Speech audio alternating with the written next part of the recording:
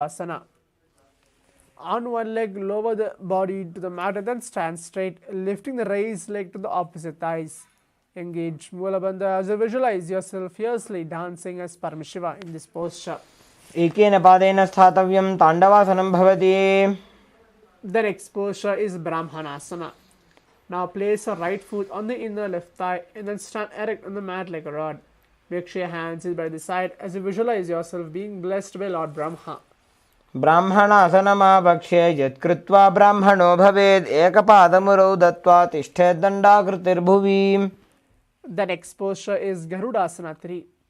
Now stand tall and wrap your right leg over and around your left knee.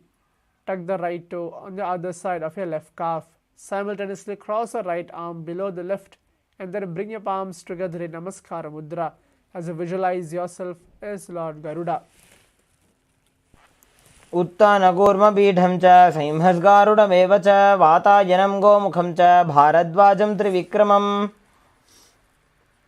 The next posture is Ekapadasana. Now stand straight on your left leg. Place your right foot on the opposite thighs. Hands relaxed by the knees as you visualize Swamiji entering a space. रक्षाङ्घ्रिं वामपादस्य जङ्घोपरि निधाय च. The next posture is Dhruvasana. Now stand on your left leg. Hold your big toe of your right foot and straighten out to the side. Now rotate your body quickly on your standing leg as you visualize yourself as a North Pole star. एकेन हस्तेन कस्य पादस्य अग्रं धृत्वा. The next posture is Trivikramasana.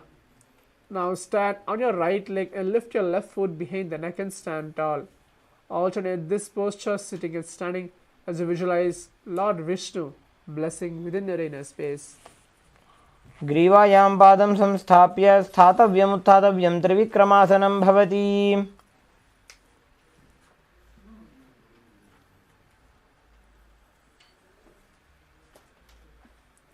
Then next up is Samanakakarana. Now stand with your feet close to the body and toes pointed slightly out. Keep both of your hands to the sides of your body. Now as you inhale and exhale and internally chant the japa Om Nithyananda Paramashivam.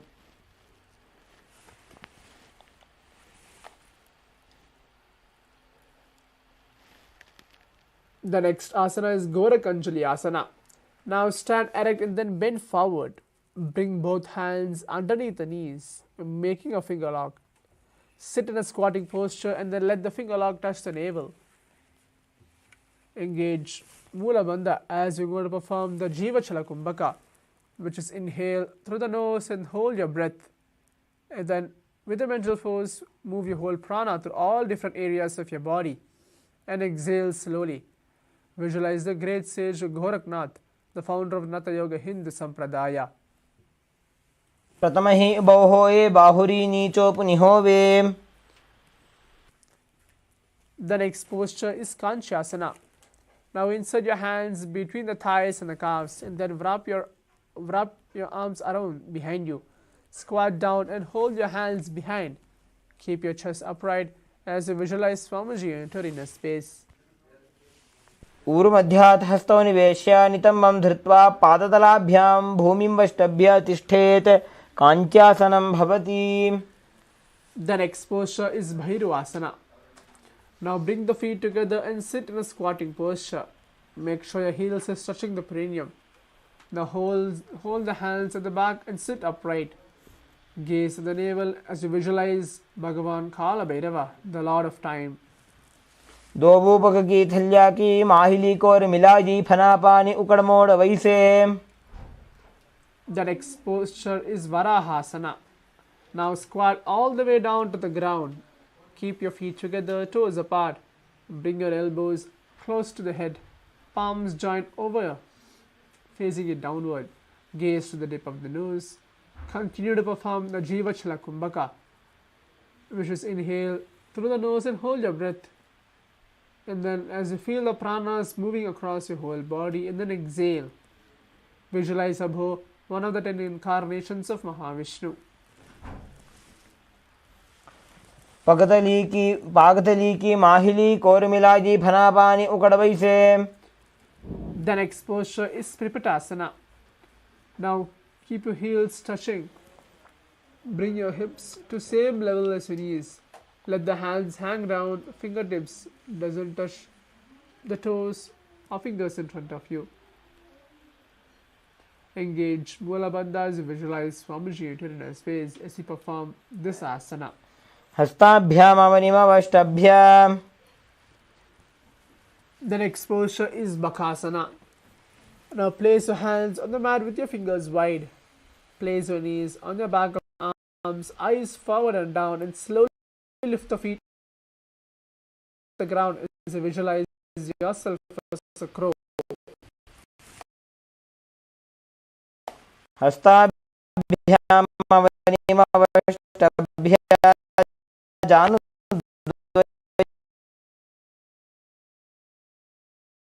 मिल्या.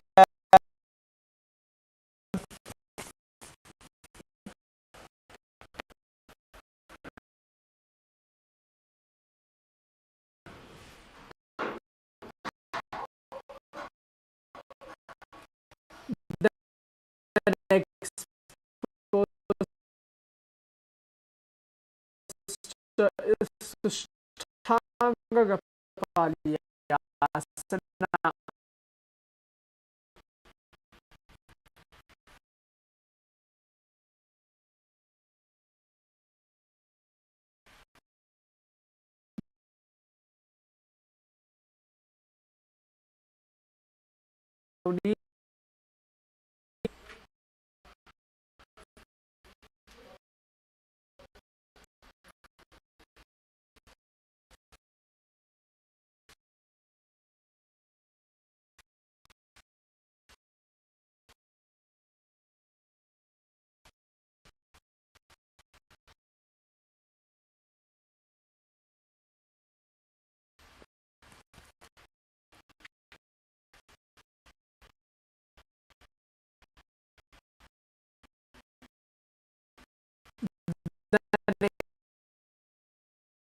Posture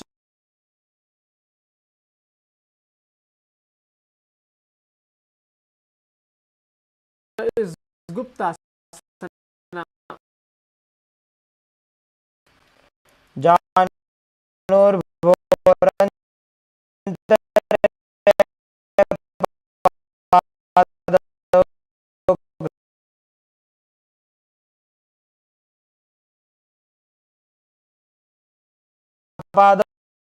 Straight in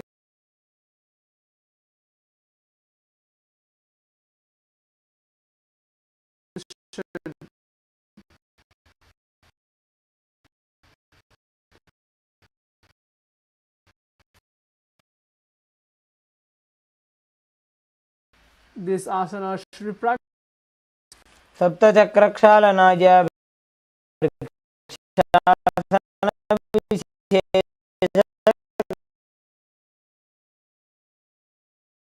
जननेन्द्रियदादाढ्य कोण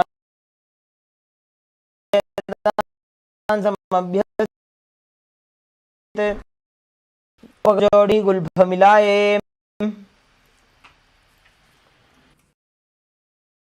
शयन गुरुपरो पार्श्वभात्या हस्ततलाभ्याम भूमिं वष्टभ्यां.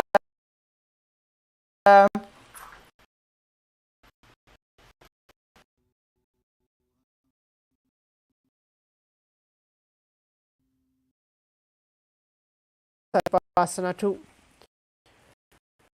Now lie prone.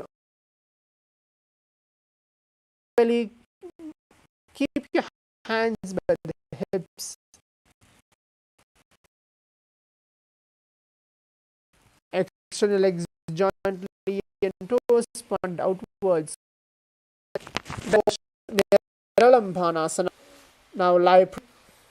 Hands in Padma, holding your chin. Keep your legs straight together. Feel that you are self-supported and completely independent in this posture. You're going to perform the Sahaja Pranayama as we inhale deeply through the nose. Hold the breath comfortably, then exhale slowly. कराभ्यां पङ्कजं कृत्वा तिष्ठेत्कूर्परया सुधीः मुखमुन्नमनुच्चाये निरालम्बनमासनं निरोगी स्यान्निरालम्बनमासनं निरालम्बनताध्यानं निरालम्बनमासनम्. The next posture is Chatrasana. Now lie onto your stomach and place your hands flat on the mat in front. Now straighten your arms and bend your knees, bring your feet towards your upper back.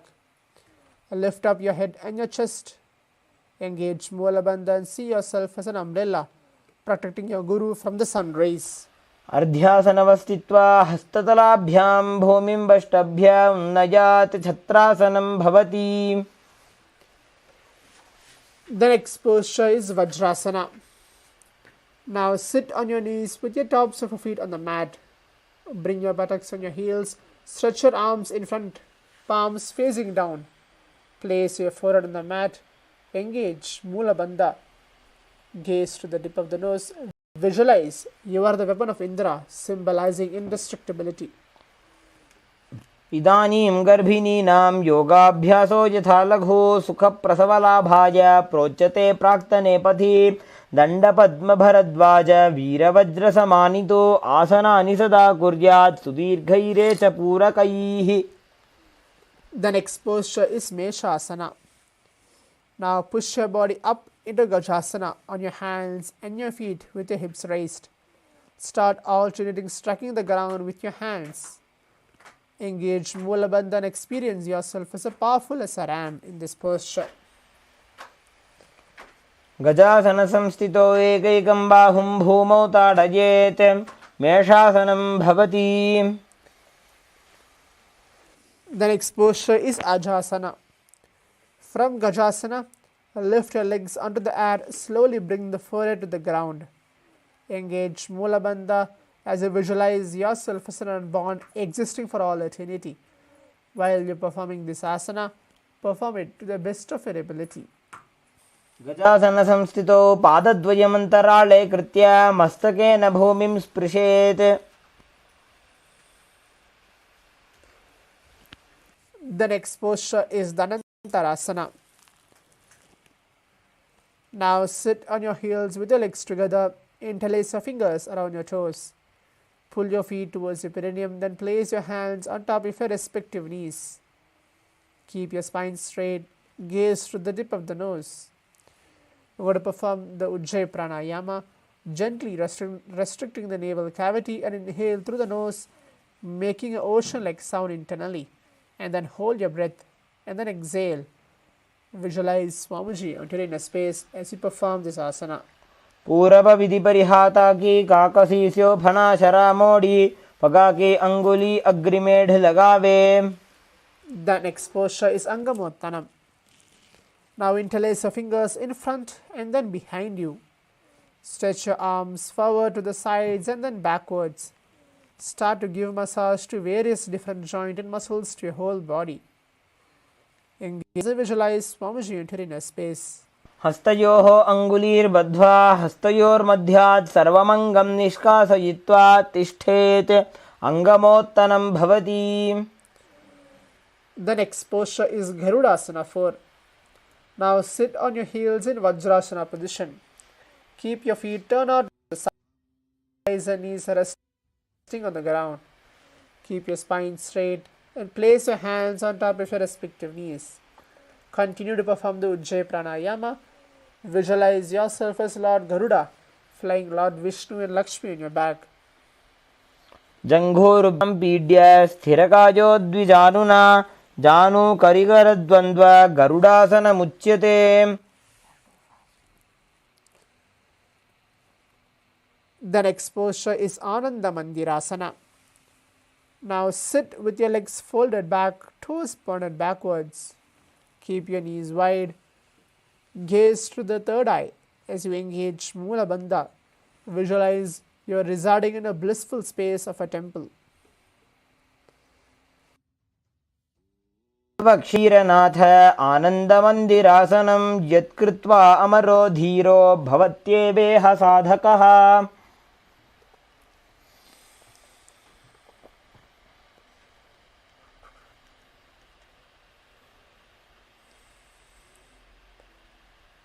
The next posture is Mandukasana too. Now sit with your knees wide, feet overlapping on your ankles. Keep your hands under the knees, gaze to the tip of the nose. Now perform the Khechari Mudra, pressing the tongue up against the roof of the mouth. Engage Dhyana Bandha and Mula Bandha. Visualize yourself as a frog as we internally chant the japa Om Nithyananda Paramashivam. पृष्ठं सम्पीड्य गुल्भाभ्यां जान्वङ्गे सवलयाकृतिः हस्तोपादतले क्षिप्तो मण्डूकं पाददोषहृत्. The next posture is Narasimhasana. Now keep your toes on the mat, heels up and together. Place your perineum on your heels. Place your palms on the ground. Keep your fingers spread wide. Keep your thumbs touching and base of your hand touching the toes. Gaze to the tip of the nose and start to stick out your tongue and exhale forcefully. Visualize Narasimha, one of the 10 avatars of Vishnu. दो फणापाणि होय वैसे AD mail रघुदानि वैसे समशरीरनी काठ हरावे NASA अग्रदृष्टि को ल्यावे.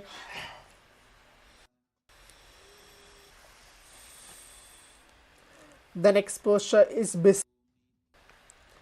Now sit on your toes and place your perineum on your heels.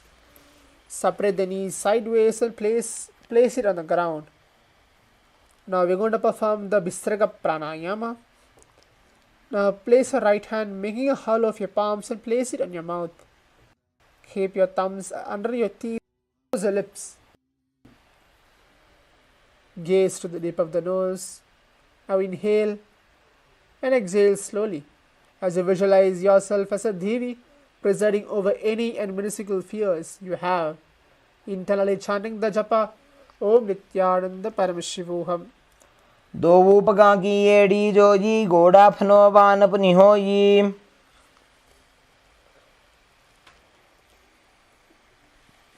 This posture is Makadasana. Now keep the soles together, top of your feet on the ground. Sit on your heels and bend your elbows. Bring your fingers to the armpits.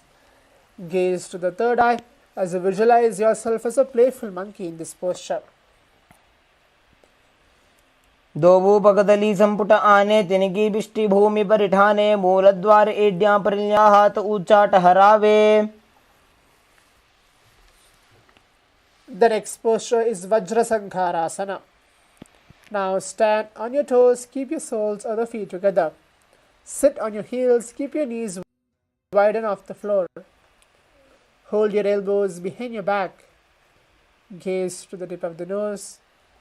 Perform again the Ujjayi Pranayama, gently restricting the navel cavity and inhale through the nose, making an ocean-like sound internally. And then hold your breath and exhale. Visualize you're embodying a diamond-like strength for yourself and for the Sangha, the spiritual community. प्रथम फणापाणि होय बैसे दोवो AD गुदानि वैसे गोड़ा ऊभा राखे धीर आडे बाज पसारे धीर. The next posture is Kanjanasana. Now keep your toes down, ankles crossed behind and sit on your heels. Place your palms on the mat by the sides. Gaze to the third eye. Visualize you are having perfect health beyond any and all physical, mental ailments. Internally continue to chant the japa Om Nithyananda Paramashivam. खञ्जनासनमावक्ष्ये यत्कृत्वा सुस्थिरो भवेत् पृष्ठे पादद्वयं बद्ध्वा हस्तो भूमौ प्रधारयेत्. The next posture is Kurmasana. With your toes flat, cross your feet and place your perineum on back of your heels. Keep your knees wide on the floor. Rest your hands on your knees. Gaze to the third eye as you visualize a turtle having a stable body and mind to live for 100. गुल्भौ च वृषणस्याधो व्युत्क्रमेण समाहितौ ऋजुकाय शिरोग्रीवं कूर्मासनमितीरितम्. The next posture is Yogasana. With your toes flat, cross your feet and place in your perineum and back of your heels. Gaze to the tip of the nose as you visualize Swamiji entering a space. गुदं नियम्य गुल्फाभ्यां व्युत्क्रमेण समाहितः योगासनं भवेदेतदिति योगविदो विदुः. The next posture is Vijogasana. Now stand on your knees and cross your ankles behind. Keep your feet near opposite knees. Hold your calves with your fingers inside and thumbs outside. Gaze to the third eye. Engage Mula Bandha. Remember to continue to perform the Ujjayi Pranayama as we visualize we are in the space of eternal oneness, Advaita, with our Guru, Swamiji. गोड़ा वाम उभो होई गोड़ा आड़ा राखे दो जी दछी पाकड़ी पानी रहावे फनो वाम गोड़ा ढिगिल्यावे. The next posture is Ushasana too. In the kneeling position, bend backward and hold your ankles with your hands. Keep your arms straight, push your hip forward and tilt your head back. Engage Mula Bandha as you visualize yourself as a camel. मेरुदंड ग्रंथिदाढ्य संबिबान कपोतोष्ट्रासनाभ्यास कुर्यान्मितहिताशनः. The next posture is Jhatyasana. Now with your heels together and hands on your soles of the feet, slowly lean back. Bring your elbows down to the mat. Place back your weight on the mat. Engage Mula Bandha. Continue to perform the Ujjayi Pranayama.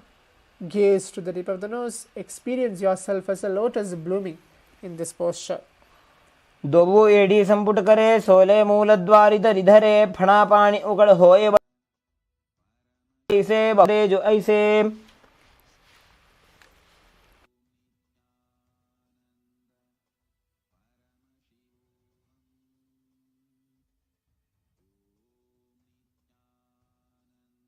The next is Viratasana. Now sit on your knees with your thighs and calves together. Slowly lean back and touch your back to the ground and then rise up. You can use the support of your hands if needed. Do this again as you visualize the healing and liberation of all causal and subtle forms of your body happening. Engage Mula Bandha and internally chant the japa Om Nithyananda Paramashivam. जंगा पृष्ठिभूमो निधाय जंगोदरयोः ऊरुनि संस्थाप्य पृष्ठिवंशं वारं वारं स्पृशेत् विराटासनं भवति. The next posture is Kapotasana. From Viratasana, right here, bring your forearms on the mat and then hold your back of your heels. Bring your head in between the feet. Visualize yourself as a beautiful dove as you perform this asana. मेरुदंड ग्रंथिदाढ्य संविबाद इषुप्पुमान् कपोतोष्ट्रासनाभ्यास कुर्यान्मितहिताशनः. The next posture is Varasana. Now stand upright on your knees with your toes tucked. Hold your arms with your opposite hands. Gaze to the tip of the nose. Engage Mula Bandha. Remember, this is the boon fulfilling posture. You can receive any boon you want from Paramashiva. Visualize Paramashiva on your inner space as we internally chant the japa Om Nithyananda Paramashivoham. जानुनि भूमौ संस्थाप्य हस्ताभ्यां बाहु परस्परं धृत्वा सरलं तिष्ठेत् वारासनं भवति. The next posture is Varahasana too. Now keep your knees together and toes tucked. Bring your elbows to the mat. Rest your hand on your hands. Engage Mula Bandha. Visualize yourself as a boar, one of the 10 incarnations of Mahavishnu in this posture. सूर्यं चन्द्रं भेदनानि आसनानि निकथ्यते कूर्परो भूमौ स्थापयित्वा जानुभ्याम् अवनिमवष्टभ्य मस्ताप्य पार्श्वनितम्बे संस्थाप्य तिष्ठेत् वराहासनं भवति.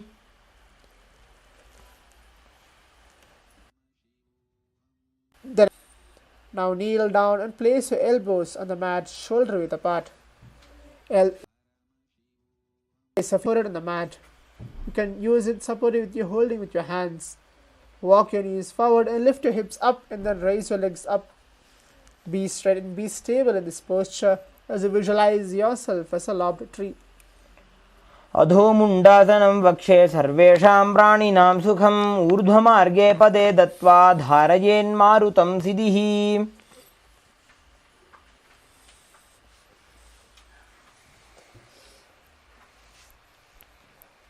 The next posture is Anthasana. Now kneel down and keep your head in between your knees. Elbows adjacent to your knees, hands holding your head. Now perform Sahaja Pranayama as we inhale deeply. Hold your breath comfortably, then exhale as you visualize Swamiji enter inner space. प्रथम पगतली समटहरावे कोरमाहिली उभे मिलावे फनापानी उकड़कर बैसे दो वो एड़ी गुदानी वैसे. The next posture is Viparita Shalabhasana. You can use the weights to intensify the practice of this posture. Now lie on your belly, keep your arms extend straight out. Lift your thighs, arms and chest off the ground. Engage Mula Bandha as you visualize yourself as a locust as you perform this asana.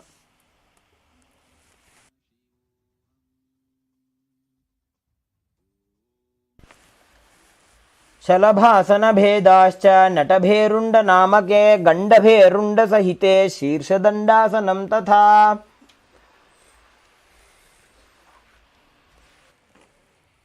The next posture is Kapalasana. Now lie on your belly, keep your arms by the sides, palms down, keep your forehead on the ground, keep your chest on the mat and lift your legs up together. Engage Mula Bandha as you visualize yourself as a skull, representing the mind with your purified thoughts and the strong will to attain enlightenment. कपालं भूमौ निधाय ऊर्ध्वं पादौ नयेत् कपालासनं भवति. The next asana is Akasha Kapothasana. Now lie at your stomach and hands by the sides. Lift your legs up and over your head and slowly place your feet on the mat in front of your head. Keep your palms flat on the mat behind. Engage Mula Bandha as you visualize yourself as a free and an open dove in this posture. उष्ट्रासने स्थित्वा चरणौ भूमेरुत्थाप्य मस्तकोपरि नीत्वा. The next posture is Chatakasana. Now sit on your knees and bring the chest down so the navel touches your knees. Flat on the mat and forearms on the ground. Now perform the Sahaja Pranayama as we inhale deeply through the nose, hold your breath, then exhale. Visualize yourself as a sparrow as we enter the Chanda Japa Om Nithyananda Paramashivam. कूर्परपर्यन्तौ हस्तौ धरामवष्टभ्य जानुनी नाभौ संकुञ्च्य तिष्ठेत चटकासनं भवति. Is Vrishikasana too. Now kneel down and keep your elbows on the mat. Raise your legs and bend your back to touch your feet on your head. Lift your chin and hold. You can perform this asana to your best of your ability. As we engage Mula Bandha, visualize yourself as a scorpion. विच्छेव पुच्छ प्रतिमां घृपार्ष्णे धृत्वा स्वशीर्षे चिबुकं विधार्यकौ.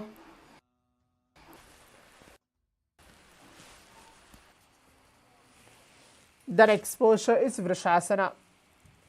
Now place your right heel.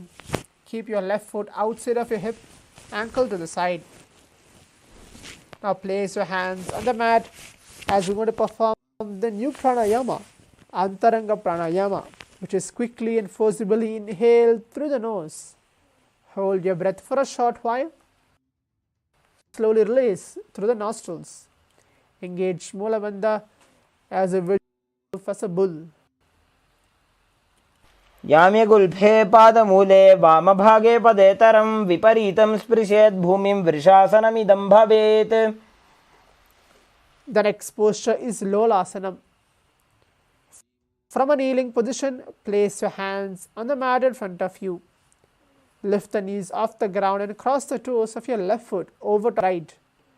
Get your balance above the mat as you continue to perform the Antaranga Pranayama. Visualize Swamiji entering inner space. लोलासनं सदा कुर्यात् वायुलोलापघातनात् स्थिरवायुप्रसादेन स्थिरचेता भवेद्धृतम्.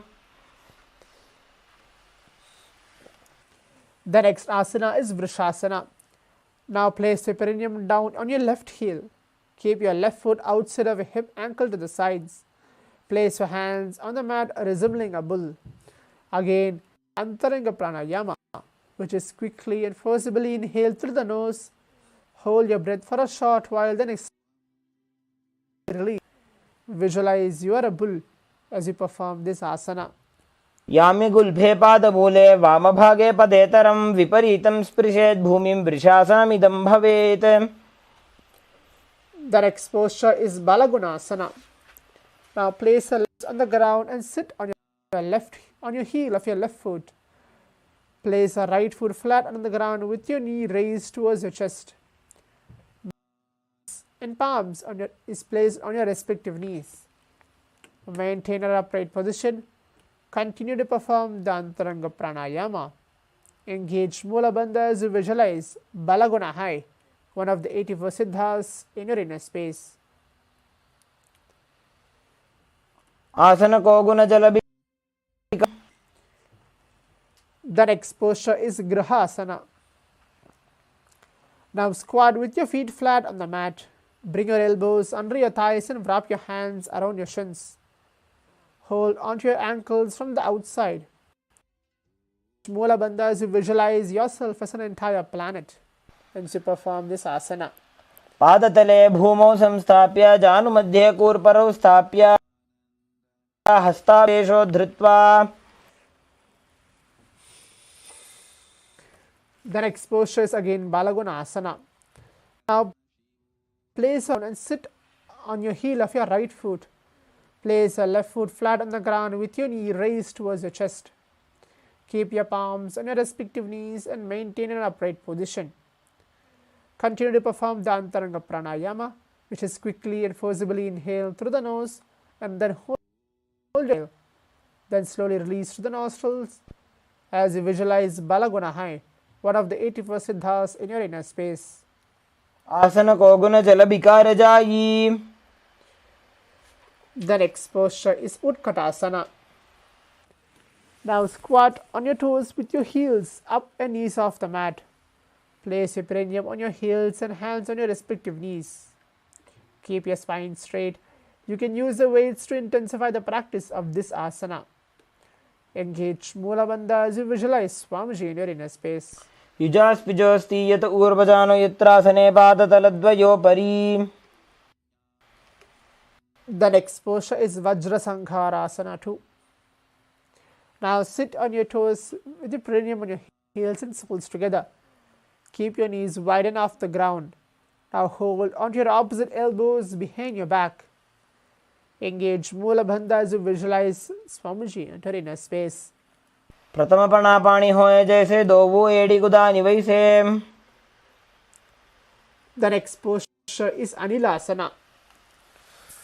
Now squat or sit with your feet hip width apart. Now keep your hands under your soles of your feet from the inside, palms down, arms straight, elbows in the navel. Gaze to the tip of the nose.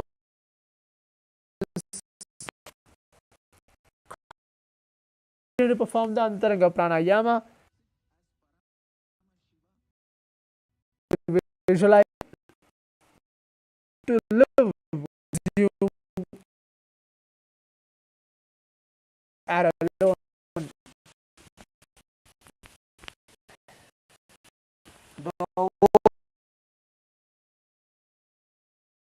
भूमि पर ठाने कहूनी जाड़ीना भिलगाने.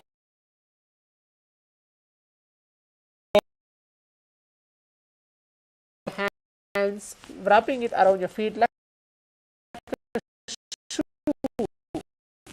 and walk around. Engage. Visualize you wearing padukas, walking across India. His both feet upwards onto the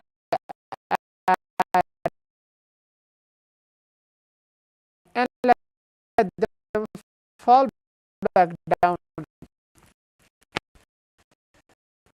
Do this again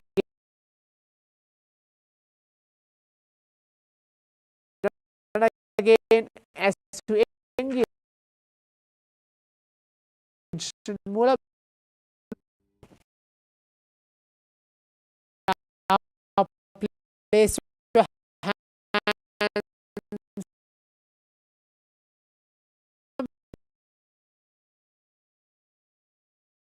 raise your legs up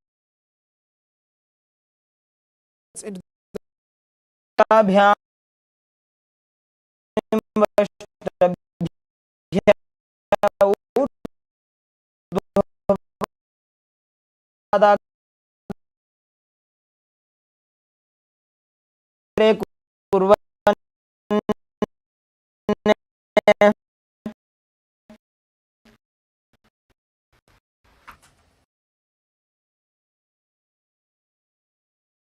Yama as we inhale.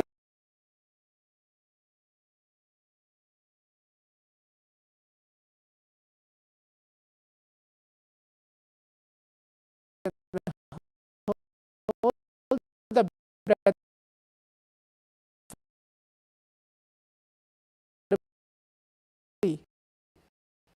Then exhale slowly. जरा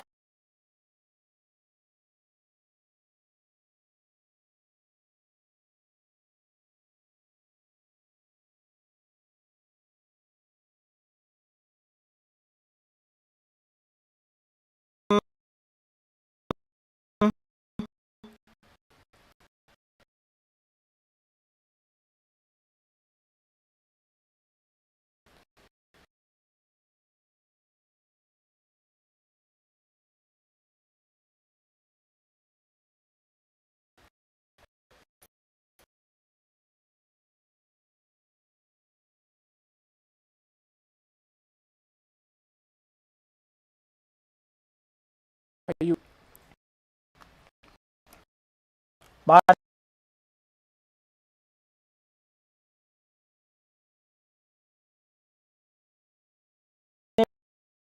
भ्यां भूमि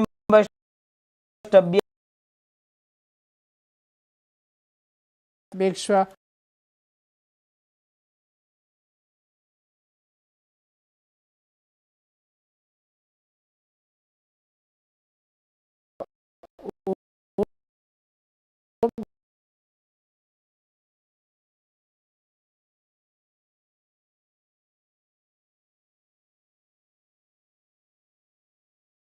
Nithyananda with your knees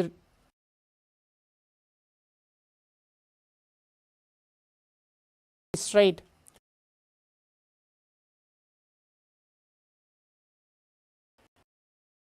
As you sit on the ground, hold the left toe with your left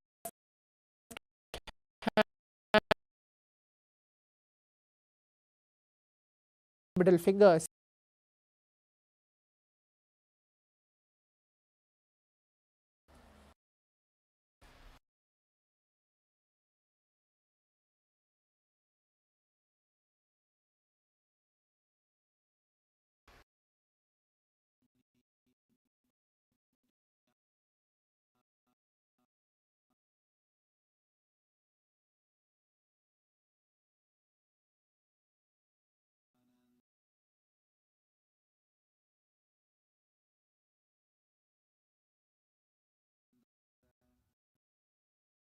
Sasana.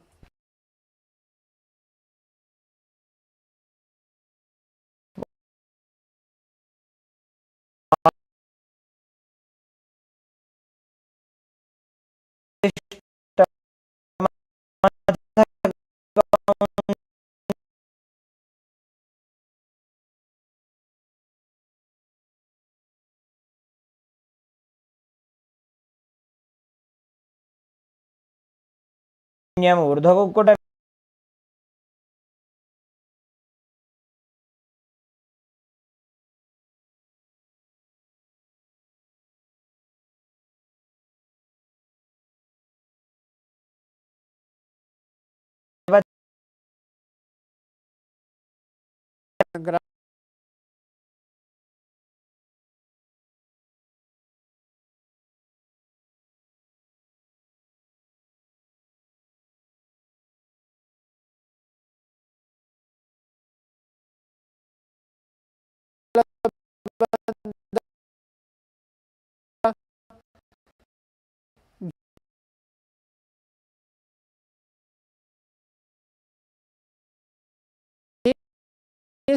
to the third eye.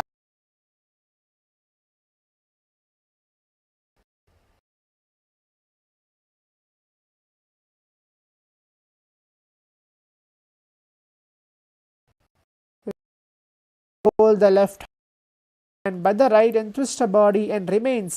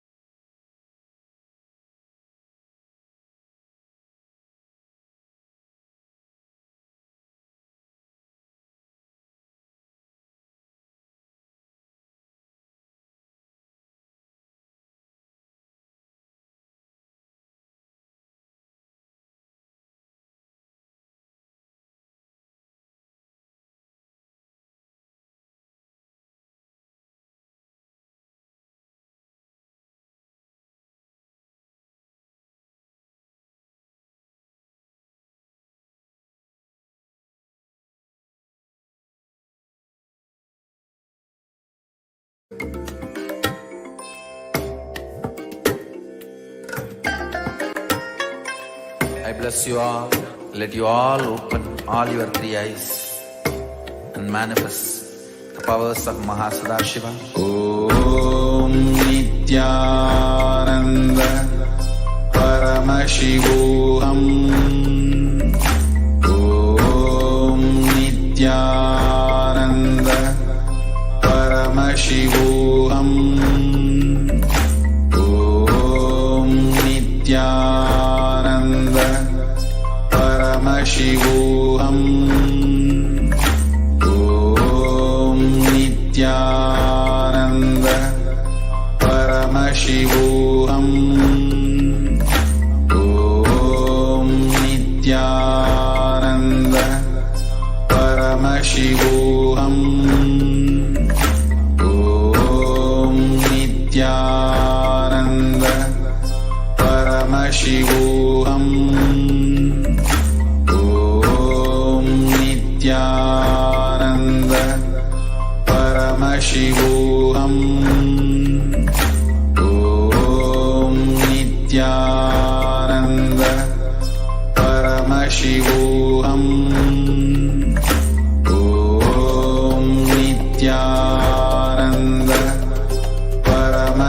Om Nithyananda Paramashivam. Om Nithyananda Paramashivam. Om Nithyananda Paramashivam. Om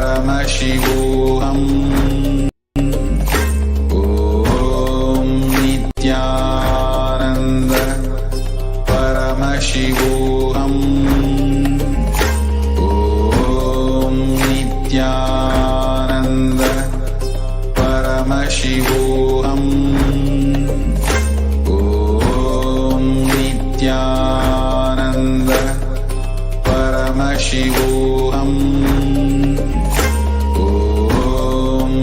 Nithyananda Paramashivam.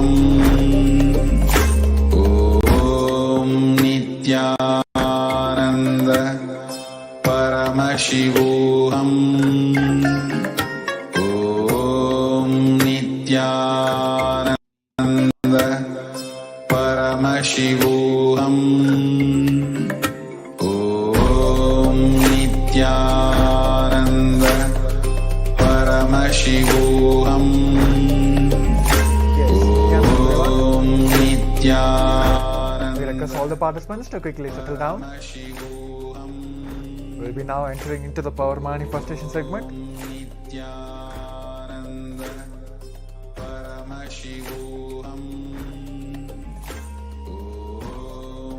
So quickly get ready. What the power manifestation kits? I would say IBAN, pen and paper, Krishna Shila, Jnananjana, Atmalinga, all the alchemy products which helps you in the entangling process and help you manifest the powers.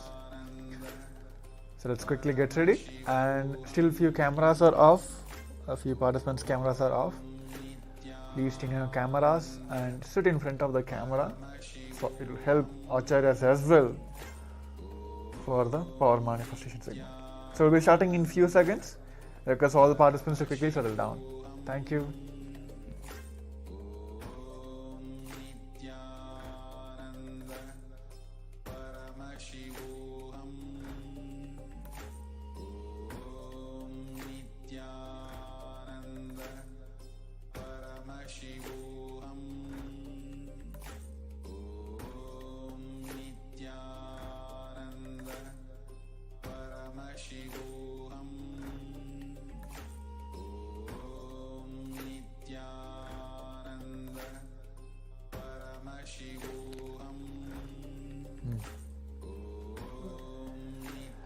Nithyanandam Paramasukadam Kevalam Jnanamurtim Dvandvadidam Gagana Sadrisham Tatpamashyadilaksham Egam Nityam Vimalamachalam Sarvadi Shakshibhudam Bhavadidam Trigunaragidam Sadgurum Tam Namami.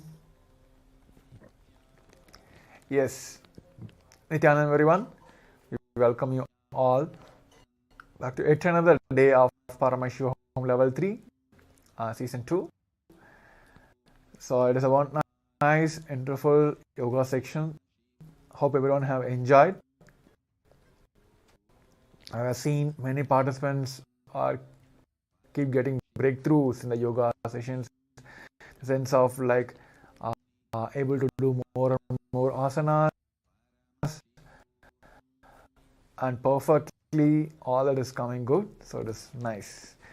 So yes, now let us enter into the power manifestation segments. All of us will be manifesting the power of third eye. So today, same pictures, but two pictures. Picture will be having today. With that, for manifestation. So I request all the participants to quickly settle down. Put your blindfolds ready.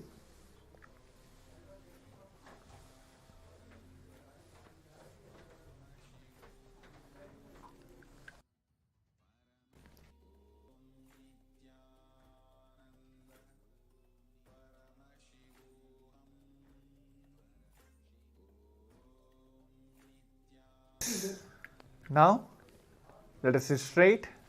I will be projecting the images for you. Let us sit straight, head, neck, spine in a straight line. Make sure your blindfolds are proper. Intensely visualize Swamiji himself is sitting on your third eye, manifesting as Paramashiva. With that strong visualization, let us drop all the incompletions, everything, surrender everything to Him. Let Him manifest through you and manifest this power. So with that complete surrendered space, let us chant the Mahavakya, Om Nithyananda Paramashivam intensely. Om Nithyananda Paramashivoham. Om Nithyananda Paramashivoham. Om Nithyananda Paramashivoham. Om Nithyananda Paramashivoham. Om Nithyananda Paramashivoham. Om Nithyananda Paramashivoham. Om Nithyananda Paramashivoham. Om Nithyananda Paramashivoham. Om Nithyananda Paramashivoham. Om Nithyananda Paramashivoham. Om Nithyananda Paramashivoham. Om Nithyananda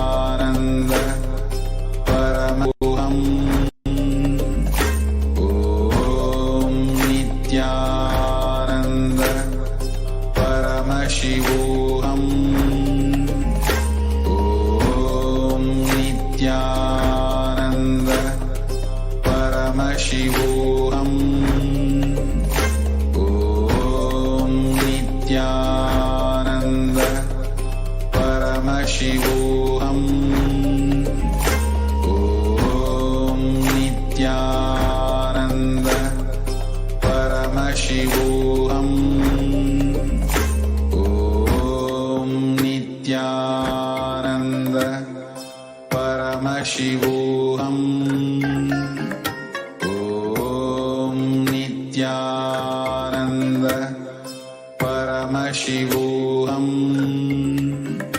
Om Nithyananda Paramashivoham. Om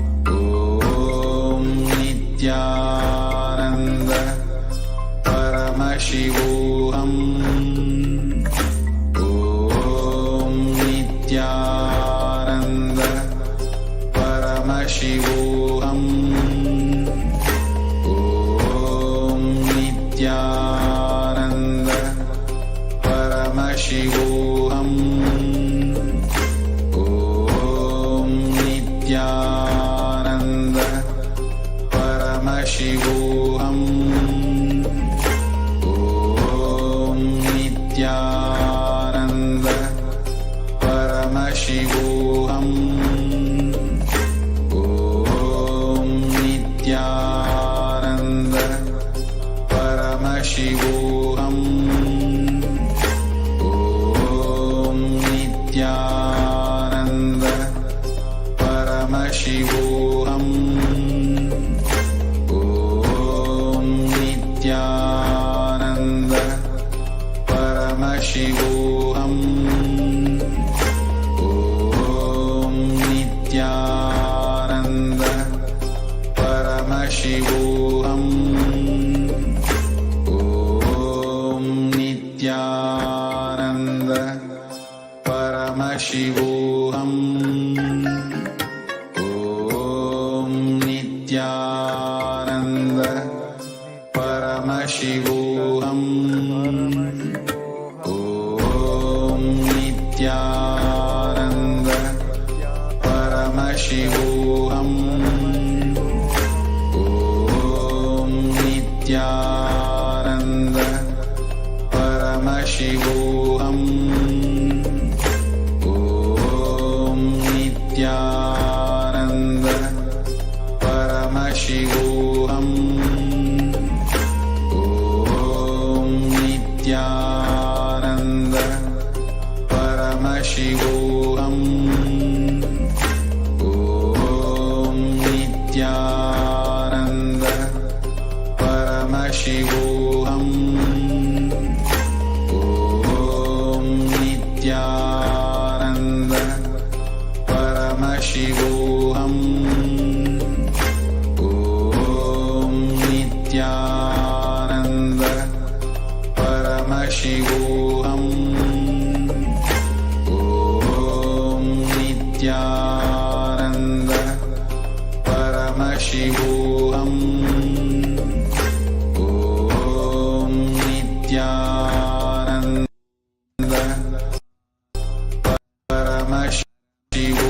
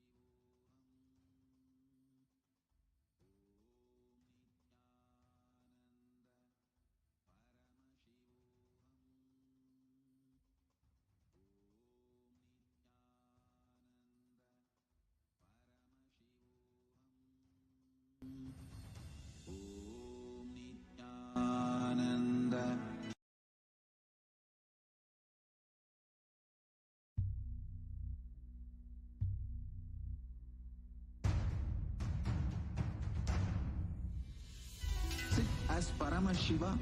Inhale and exhale deeply with 25 heads and 75 eyes and 50 hands. Visualize, meditate, connect with him. He is a living, alive being. Drop your form into his form and dissolve. Remember, you are a Sarupya Mukta, means your form is dissolved into his form. All my disciples, now I am initiating Salokya Mukti, Sameepya Mukti, Sarupya Mukti, Sayujya Mukti. Om Nithyananda Paramashivam. Om Nithyananda Paramashivam. Om Nithyananda Paramashivam. Om Nithyananda Paramashivam. Om Nithyananda Paramashivam. Om Nithyananda Paramashivam. Om Nithyananda Paramashivam. Om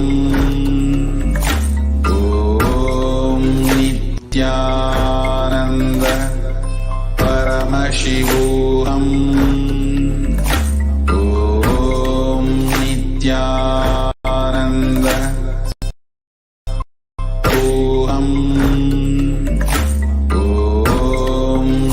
Nithyananda Paramashivam. Om Nithyananda Paramashivam. Om Nithyananda Paramashivam. You can trim your eye bands. You can slowly open your eyes. Yes.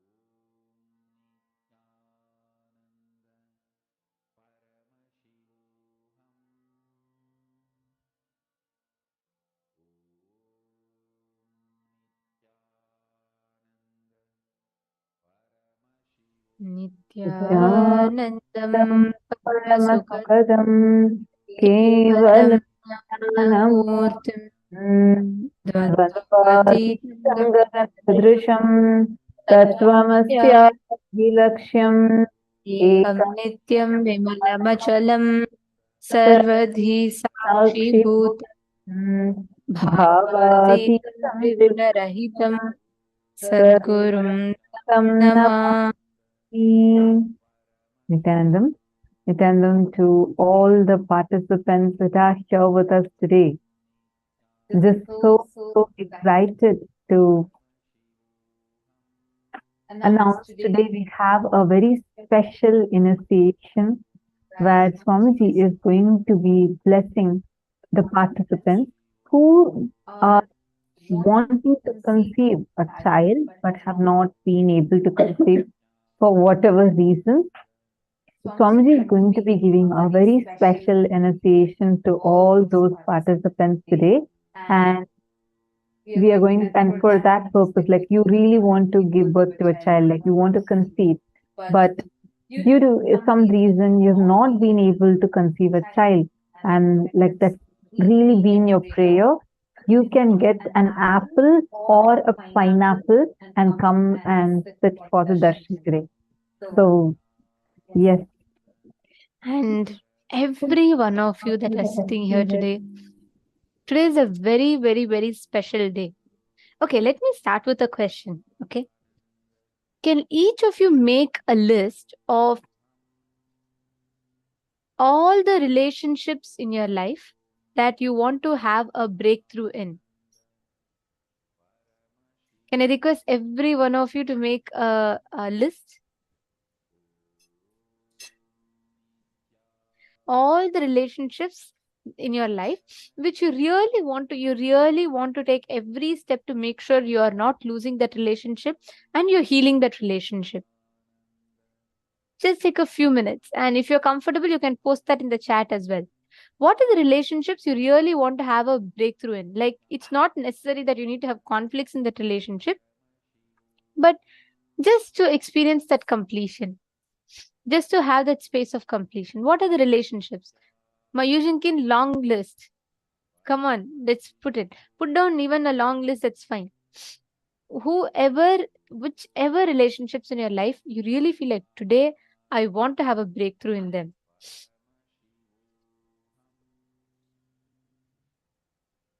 Ma Ratna Prabha, Nithyanandam, Ma Sakala, Ma Heidi Shlak, Nithyanandam, Ma Huini Wong.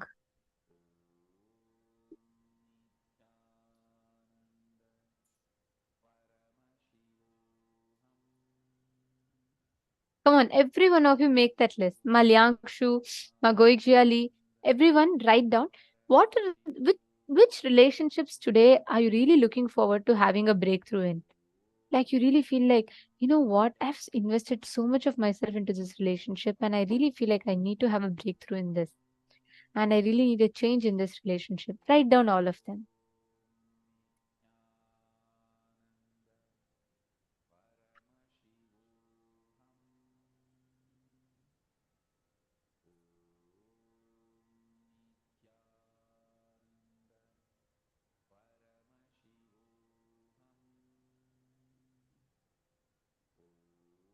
Okay, beautiful. If you're all done writing, you can post done. You can put done, finished writing. Put finished once you're done.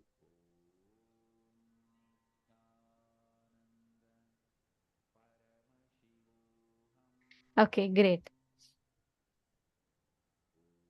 All right. So now many of you have finished. You've put done. Now understand, all these relationships that you have taken a goal, a declaration that you want to experience a breakthrough in today, we will be working to have a breakthrough in all those relationships today. All you need to do is just one thing. Be available here the full day. Be participative here in the session. That's all. Breakthrough, how you will experience, what you will experience, all of that Swamiji will give you. You just be available and just make sure that you are here, you're listening to the session and you're here available for the session. That's all is needed. all the other things Swamiji will take care. Okay. So today, all the breakthroughs you want to manifest in all the relationships, here you're in the right place, right time, with the right person, in the right situation, with the right intention. So everything is in alignment. You just be available here. Leave the results to Swamiji and you will experience a breakthrough. By the end of the day today, you will see in all these relationships, you will experience suddenly a new depth in your life. It will not be the same as before. Okay, perfect. So now let's get started with our day, and we will be understanding today. We're going to be working on some of the main aspects of experiencing what is Paramashivoham.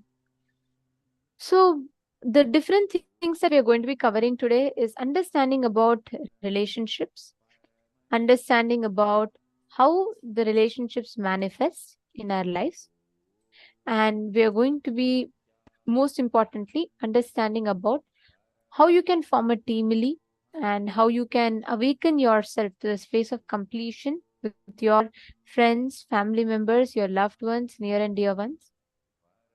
And we're going to be learning about how you, whether relationships are patterns or is it possibilities, how you can complete with others, how you can experience true love and fulfilling relationships, completion with mother, living Advaita, and we're going to be understanding about the art of negotiation and oneness in relationships.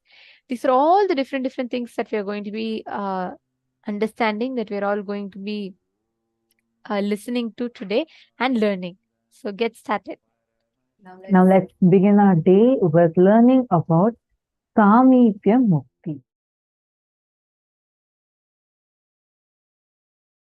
One thing you need to know, even people in Tapoloka, to reach Kailasa, they have to come to planet Earth and go.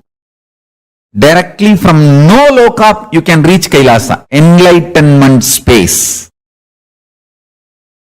The Purana Jivan Mukti, Videha Mukti, Kailasa Padavi, Salogya Sameepya Sarupya Sayujya Mukti is only possible from planet Earth, Buloka. Not from Swargaloka, not from Tapoloka, not even from Satyaloka. Even Brahma, to reach Kailasa, has to come here, planet Earth, Buloka, and only from here he has to go to Kailasa. Because the pure consciousness mirroring is possible only in Buloka. That is the beauty of Buloka.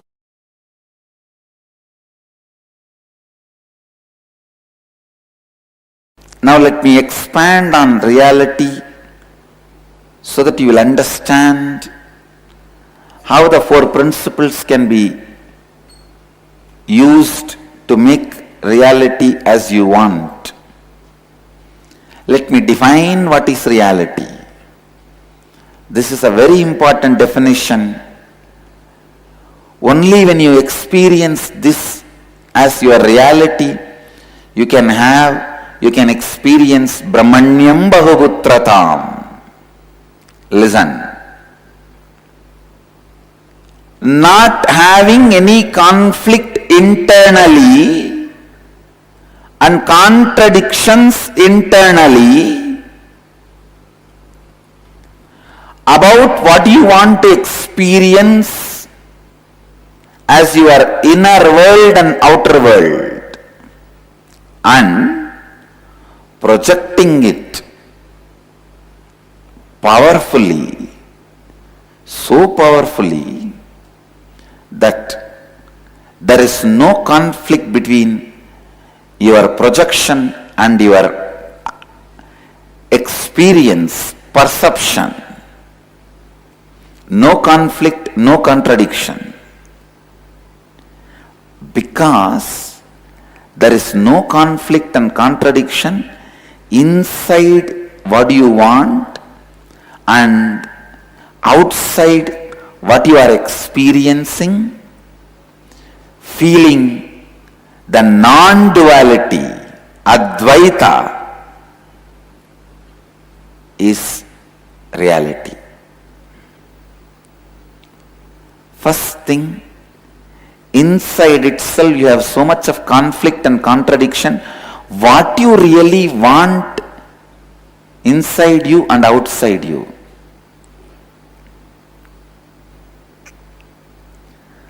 What you really want inside you and outside you. That itself has so much of conflict. Second, because there is a conflict inside, what you project is not able to move the outside as you want. Because when you say you want money, one part of you already says, no. I will ask, but you don't give. Because of the conflict, contradictions, unconsciousness inside, what you project also has conflicts, contradictions, unconsciousness outside. Because of that, your perception of the outside world also has unconsciousness, conflicts and contradictions. This is what I call unreality. The confusion of dvandva, duality. First, you being clear within you how much of wealth you need, how much of responsibilities you need to take for it, what is the way you want to feel you, what is the way you want to project you to others, what all the ways others may perceive you. Having clarity and taking responsibility for all this. So inside you feeling completion, and please listen, the power of your inner completion will be so powerful, I tell you. The moment you project something out of completion, the whole world runs to fulfill it and serve you. You need to know a beautiful story from Prahlada's life. When Prahlada's dad was asking Prahlada, is your Narayana God in this pillar, in that pillar? Is he in this stone? Prahlada was about to raise his small finger. A child naturally takes little time to lift his hand and show which pillar my Narayana is there. I don't even know which finger he showed, or he would have shown. He may not even know how to fold the fingers and show one finger or anything. He must have shown even through face. That is the way kids show. Kids sometimes don't even know how to raise the hand and show. They just show the face.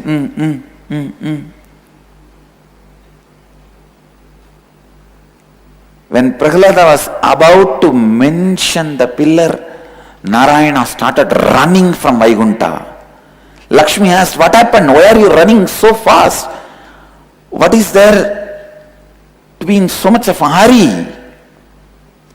Vishnu says, no, you don't know. Whatever pillar he shows, I have to enter into that pillar. Wherever he shows, I have to occupy that place and come out. Listen. When a child is established in integrity, just for his hand movement or the direction he shows, God lands. Listen. Whole world moves as you want when you are established in integrity. Prahlada is embodiment of integrity. Nachiketa is embodiment of authenticity. Dhruva is embodiment of responsibility. Markandeya is embodiment of enriching. Prahlada is embodiment of integrity. He was in completion with all the karmas. Prarabdha akamya sanchita.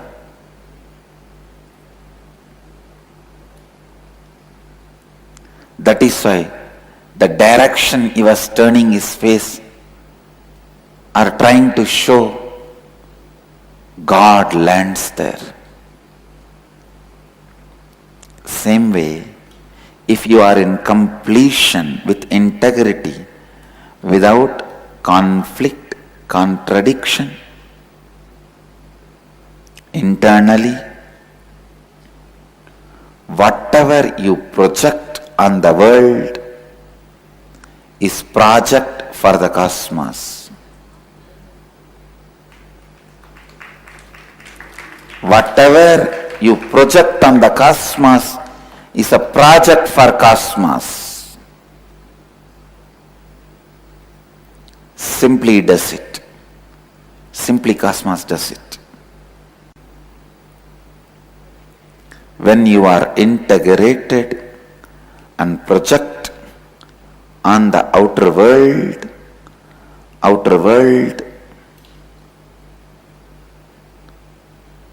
obeys you just like that. It obeys you just like that.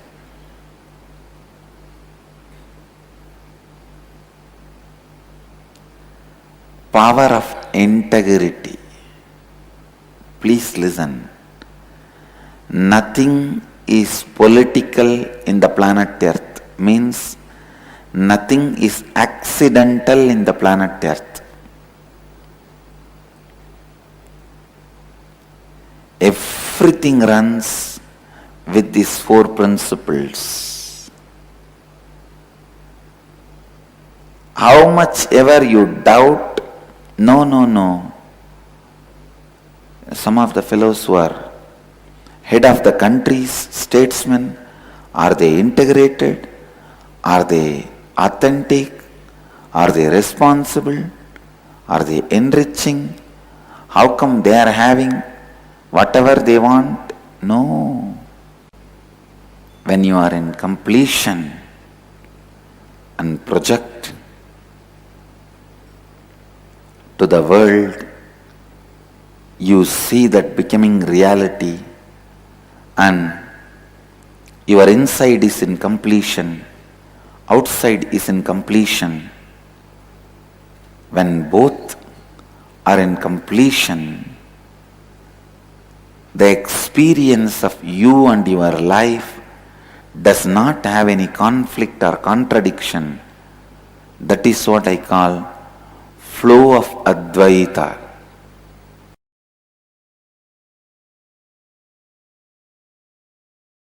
If you are established in the space of Advaita, even if the other guy tries to attack you, abuse you, his whole being will not cooperate with him to attack you. Simply, he will lose strength and fall into stupidity and foolishness, powerlessness. He will not be able to attack you. He will collapse before even he stares at you. The power of the space is such, I tell you,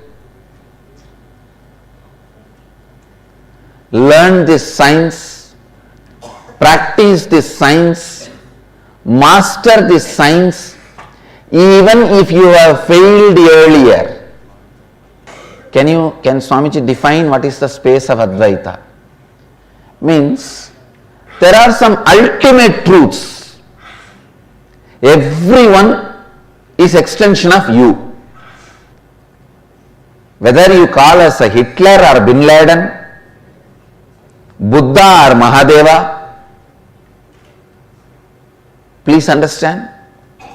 Hitler or Bin Laden, Buddha or Mahadeva, Krishna or Kali, everyone is extension of you. You should be very clear why somebody is Buddha, somebody is Bin Laden. Let me make it very plain and simple, straight. So now you need to know which part of you is paining you, which part of you which is making you hate somebody. You should address that part and complete it. By completing with that part, you make the other person powerless. If he still holds on to the violence, please listen. Listen once more. For example, in the world, in fact level itself, there are violent people, terrorists who attack, abuse, destroy.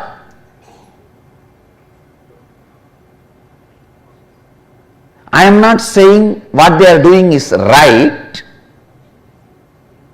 but before you start defending you, before you start attacking back, your incompletion towards them, the my world's incompletion, complete it. When you complete it, please understand what I am giving you is a successful war strategy, because I have won many wars, I am going to be winning many wars. What I am saying, what I am telling you is not some spiritual philosophy. It is a successful war strategy. Look into you. Complete with the part of you which is responsible for your anger, your violence.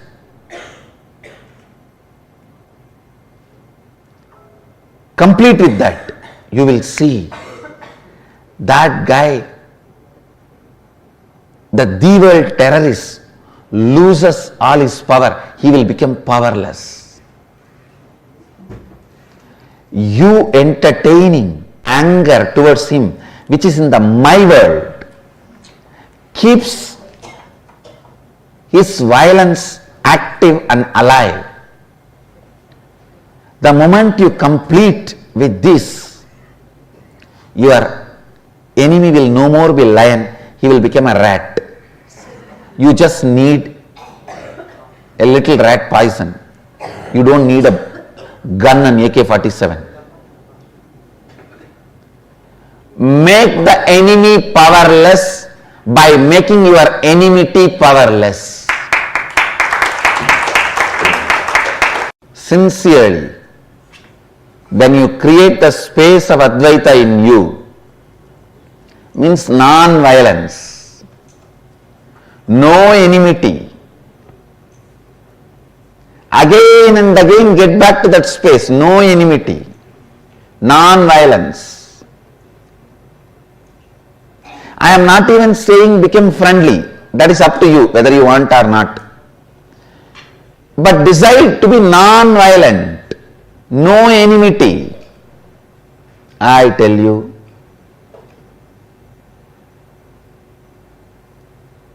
The moment you complete with your enmity and drop it, your enemy will suddenly lose power. The cosmos will not support him anymore. The person who is not supported by the cosmos is like a fan which is not supported with electricity, power. It cannot run. If it was running, maybe it will take few seconds for it to stop once you switch off. But not more than that. I tell you, everywhere,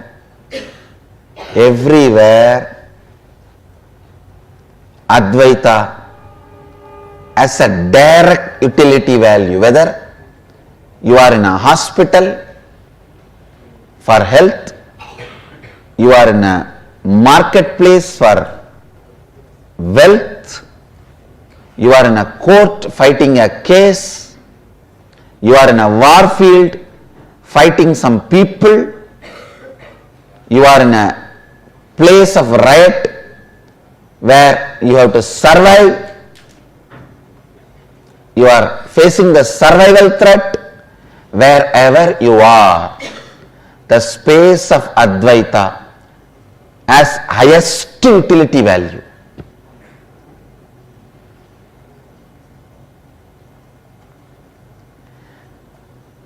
Just be brutally fanatic and practice Advaita. I am telling you.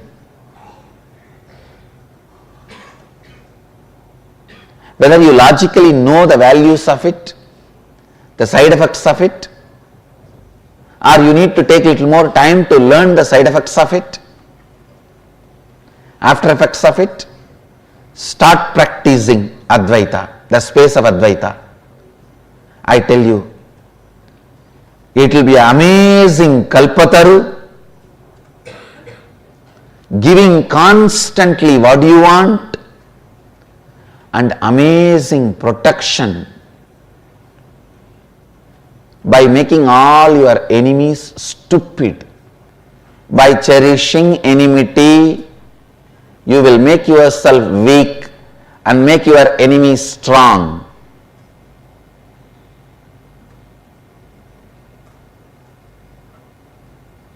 By completing with enmity, you will make your enemy weak.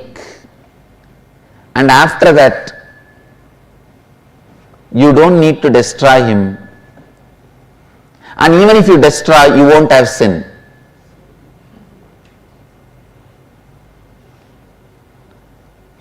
You may not even need, because he will die by his own powerlessness. Even if you want to destroy him, you may not need weapon. Understand? The space of Advaita is the best strategy planner, whatever situation you are in. The space of Advaita can be the best war strategy, political strategy, business strategy, economic strategy, health strategy, and the strategy for productivity, highest possible life. Whoever lives in the space of Advaita, even when you are directly facing your own death, is liberated. The moment you fall into Dvandva, your life is gone. You are gone, your life is gone. Whole thing is waste. Whether you are fighting with a disease, fighting with a pattern, fighting with poverty, fighting with disturbed relationships, fighting with terrorists, fighting with society, fighting with anything, keep Advaita, the space of Advaita, as a strategy for your life.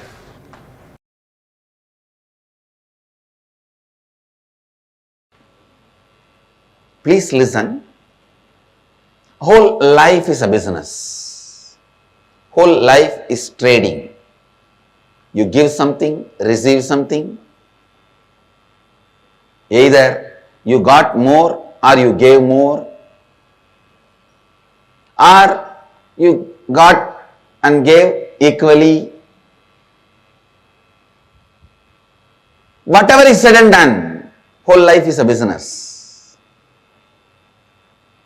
Please understand, but the good news is, what you consider as you is the starting point. The best news is that can be just updated by the Advaita. Please understand, what you consider you is the position, trade position. If you consider you only dependent on your physical qualities, you only have depreciation asset. You only have depreciation value. But if you assess yourself based on the qualities you carry in your mind, it can be, you can be appreciation asset, means intelligence, your ability to handle any situation. How you perceive you, if it is just occupied, means your self-image, your identity about you, if it is occupied completely by your look, by your beauty, the physical dimension, please listen, you are making all your strategies and plans based on depreciation asset. More and more, as time passes, life will be hell for you. Kala will bring suffering for you. Please understand. Strategy which brings best things as Kala passes is eternal strategies. If your perception about you is all based on your beauty, you are having exponentially depreciation asset. You can manage few more years with various creams and cosmetic items, but it will continue to depreciate.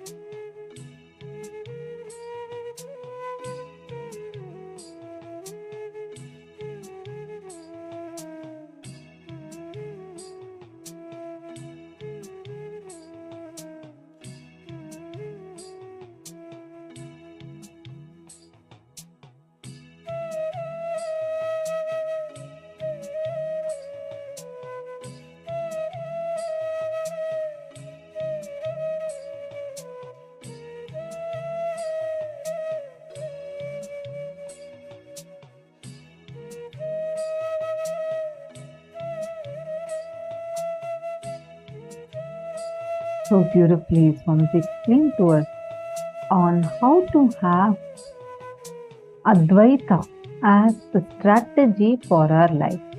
How one should have always oneness as the core strategy of our life.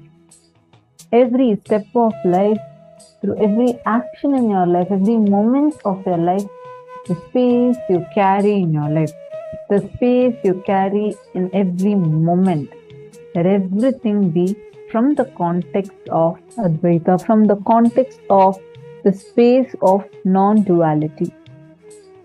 I request all of you to take a few and share what exactly you understood when Swamiji revealed it.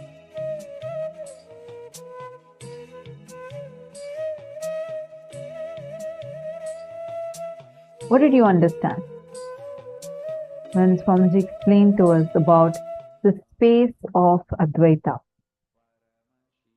Take a moment. I request all the participants to share. What did you click with? What did you understand?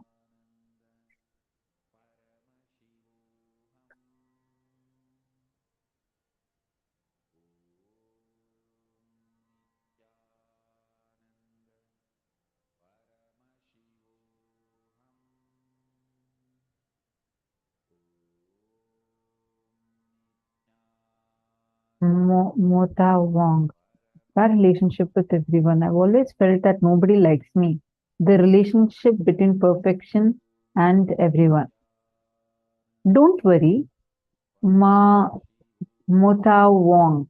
Can you please wave your hands? I'm just trying to identify where you are on the Zoom.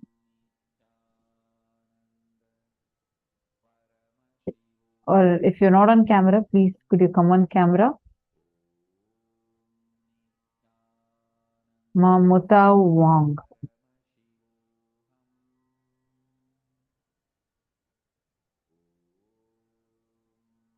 See, okay, I see your camera, I do not see you.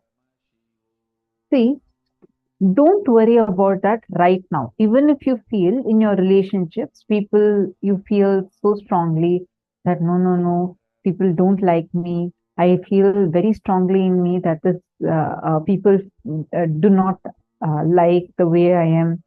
Maybe they feel like this, maybe they feel like that. We have our own explanations, justifications for it.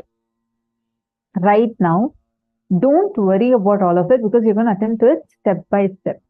This first session, are all of you understanding that oneness-based existence is the best strategy for life? So that's where we're going to start from.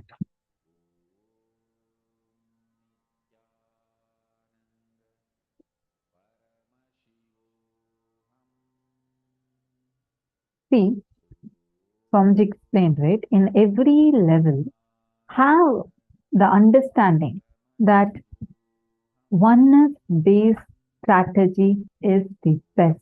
It is that space of Advaita that can help you plan your life, the experience that you carry in your life in the best possible way. Now, what does the space of Advaita mean? I request all of you, take a moment and post it here in the chat. What did you understand?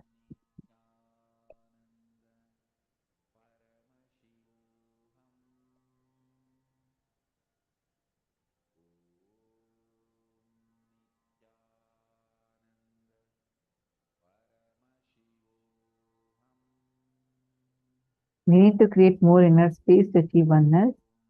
Okay, the peace only enters and stays in the heart space, and inner violence is put down.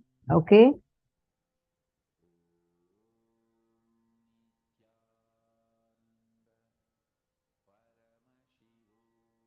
The inner world not having conflict, contradiction about what you want, and projecting that, experiencing it without any conflict or contradiction in the outer world, because there is no conflict or contradiction in the inner world. And between the inner world and outer world, experiencing non-duality, oneness as the flow of your very life is reality. Understand? It's something we all need to really, really understand. We always think, oh, I don't really understand how whatever I want is only happening for me, because it's not that I wished for all of these things. I never wished that I would have a relationship problem, but look, that's what I have. I never wished that I want to have a unhealthy body, but this is what I'm having. We think that how come that we have things we don't want? How come we have things that you never wished for, right? Understand, life does not manifest what you desire. Life manifests what you believe. When what you want is also having a conflict, you have two desires and one desire is conflicting with another. When a desire is creating a conflict in you, or a cognition, a belief is creating a conflict within you, then that conflict is what is going to be manifesting as a reality for you. For example, you say that you want to stay fit, but you also have a strong desire to eat junk. You will love to eat junk food. I mean, the name itself is junk, but anyways, you enjoy it. So you see, there's a conflict inside of you. So when your want itself is not clear, how do you think, where exactly are you manifesting what you want as a reality? You have ability to blow a balloon. Whichever balloon you blow into, you have a Mickey Mouse shaped balloon, you blow into that, it becomes a huge Mickey Mouse shape. You have a heart shaped balloon, you blow into that, that becomes a big heart shaped balloon. Everything in your life, many things are there. Whatever you blow into, it's going to become big. That is going to take the full form. But the problem here is, we ourselves are not clear with what we want. We ourselves feel that inside of us is one desire. You feel like, no, I'm so sure I want it. But if you sit with yourself, you will understand how your own patterns are conflicting with that desire that you carry. The first and foremost, bringing oneness in your inside and your outside. How you carry yourself inside and how you carry yourself outside. What kind of desires you hold inside and how are you manifesting it outside. Same way. Let's say that you have a desire, you have a strong desire that people all should feel that you're a very friendly person. You should be very likable, you should be very lovable, people should all love you, and that's the kind of reality you want to manifest. And at the same time, you're also jealous of your friend who you feel like, oh, she doesn't do anything, but how come she has all these things she's able to get, and then something wrong happens to her, you start cherishing a kind of a joy seeing her suffer. Be very subtle, but that again is a conflict.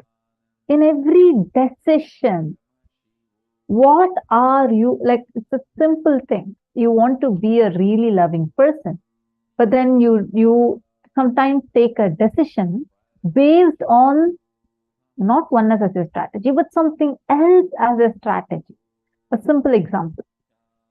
You want everyone to say you're a very sweet person. And the next moment, you're deciding what dress you want to wear for your office. And even when you make that decision, you think, oh, today she is going to be wearing this color dress. Let me go and show that I'm better than her. Even in a very subtle level, if you carry that as a cognition, as a strategy to make a decision, even though it may look like a simple decision, she may not even know that I'm deciding because of this. But even that, if the cognition is not oneness, you are only creating a conflicting, contradictory reality for yourself. In every level, even when you feel that this person is conspiring against me, Even that, look at it from the context of oneness is what Swamiji says. How many of you are understanding?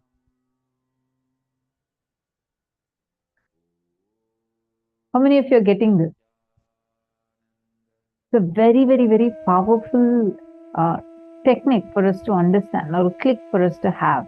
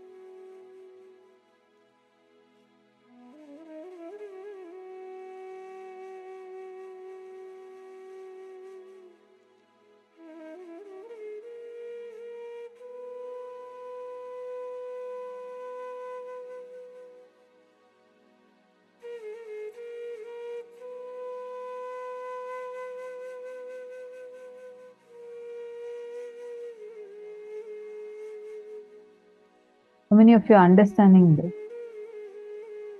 Take a few minutes and cognize this deeply in you. Ma Shukrendrananda, I see a message of yours in Chinese. I request you to put it in English so that we understand.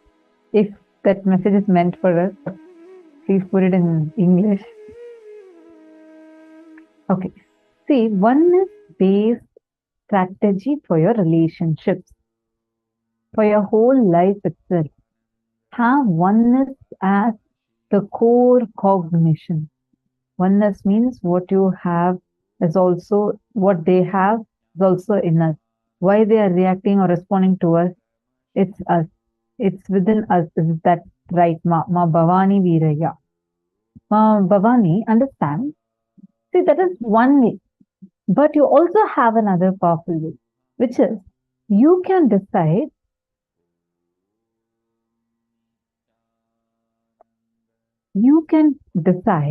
based on, okay, this is the cognition I'm carrying inside.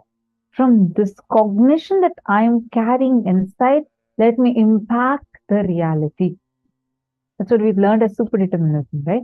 If you cognize, if you understand, Swamiji is one of my favorite, what Swamiji says. So usually we say, put yourself in the other person's shoes, right? You would have heard this definitely, am I right? Ma Bhavani Viraya. I'm not seeing you on camera. Sorry, could you wave your hand? Ma Bhavani. Just looking for you.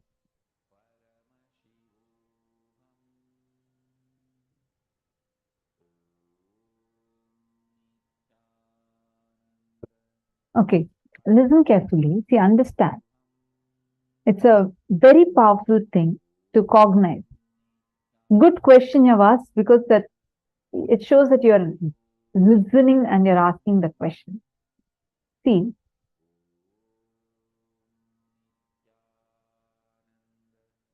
listen to this carefully. Now, many times you say that, put yourself in the other person's shoes, what struggles they would be going through. It's one level we see. Swamiji said, in every situation, look at what exactly would you be wanting when you are in that situation. That's the same thing the other person also wants. It's actually very powerful. These two statements, put yourself in other person's shoes, and this may sound similar, but both of these are completely different. Completely different. See, for example, you're saying that, some will say, when your wife is coming and fighting with you, don't try or asking you some solution. Don't ever try to advise her. Just give your listening. All she wants is only your listening and attention. She herself knows the solution. She herself will tell the solution also. See, many times The other person would just be wanting a comforting word from you. But they would be coming and maybe they're even screaming at you. But actually what they want is just a comforting word. But what will we do? We will not respond to that. We will respond to, hey, how dare you come and shout at me? Are you understanding? The oneness-based relationships are where you know they are also your own reflection. If you are in that person's position, what exactly would you be expecting? Would you want to get shouted at? Or you just want that person to say, you know what, don't worry, I'll take care. It's something like that, right? What you actually would be wanting, looking at it from that cognition, it'll transform the way you relate with people completely. Completely. What exactly, whatever you want. That's the same thing the other person also wants. Diana's below has posted, the decisions need not be made until you know exactly what you want. Desire is not real. No. Your desire is your desire. More and more, see, first step, drop all the conflicts within you, contradictions within you. Bring oneness to that. Simultaneously, as you bring more and more oneness within you, in your relationship, operate from the space of oneness. Usually we think, why is this happening? Now, when you have heard Swamiji tell about being in oneness, they're your own reflection. At least I understood earlier. If something is manifesting for me in my external reality, then it is definitely coming from something that is there inside. Like I have had, this is multiple times I've experienced this powerful cognition that Swamiji said. Just by shifting the inner space, people's responses do get changed. That's one level. Next, even your operation mode, understanding what if you are in that position, what you want will be the exact same thing what the other person also wants. The moment you understand the secret, you will win in the game of relationship. And in addition to this, Ma Eli, are you understanding? And also in addition to this, Ma Bhavani Viraya, just to add to answer your question, Ma, every time whenever we deal with life, right, in different situations that we operate in life, right, if you see the scale that we hold, like he said, Swamiji explains this for Jana loka also, which all of us will learn today. When we drop the violence inside of us, all of us carry an innate amount of violence inside of us, which comes out of insecurity, fear, or greed in different situations. Because from a very young age, society trains us, all our relationships, to be a transactional value. Like, for example, if I give something to her, what will I get back from her?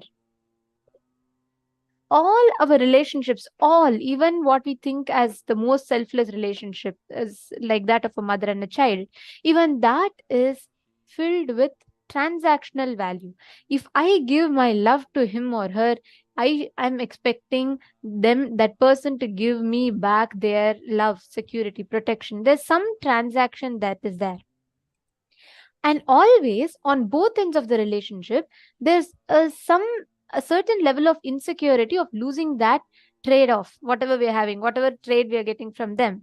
We always have a fear of losing that transaction. So all the things that we do in life is from that insecurity. But if we shift the gears, Swamiji explains beautifully, if you are that person, how do you want to be treated when you are stuck in a problem? Treat life the same way.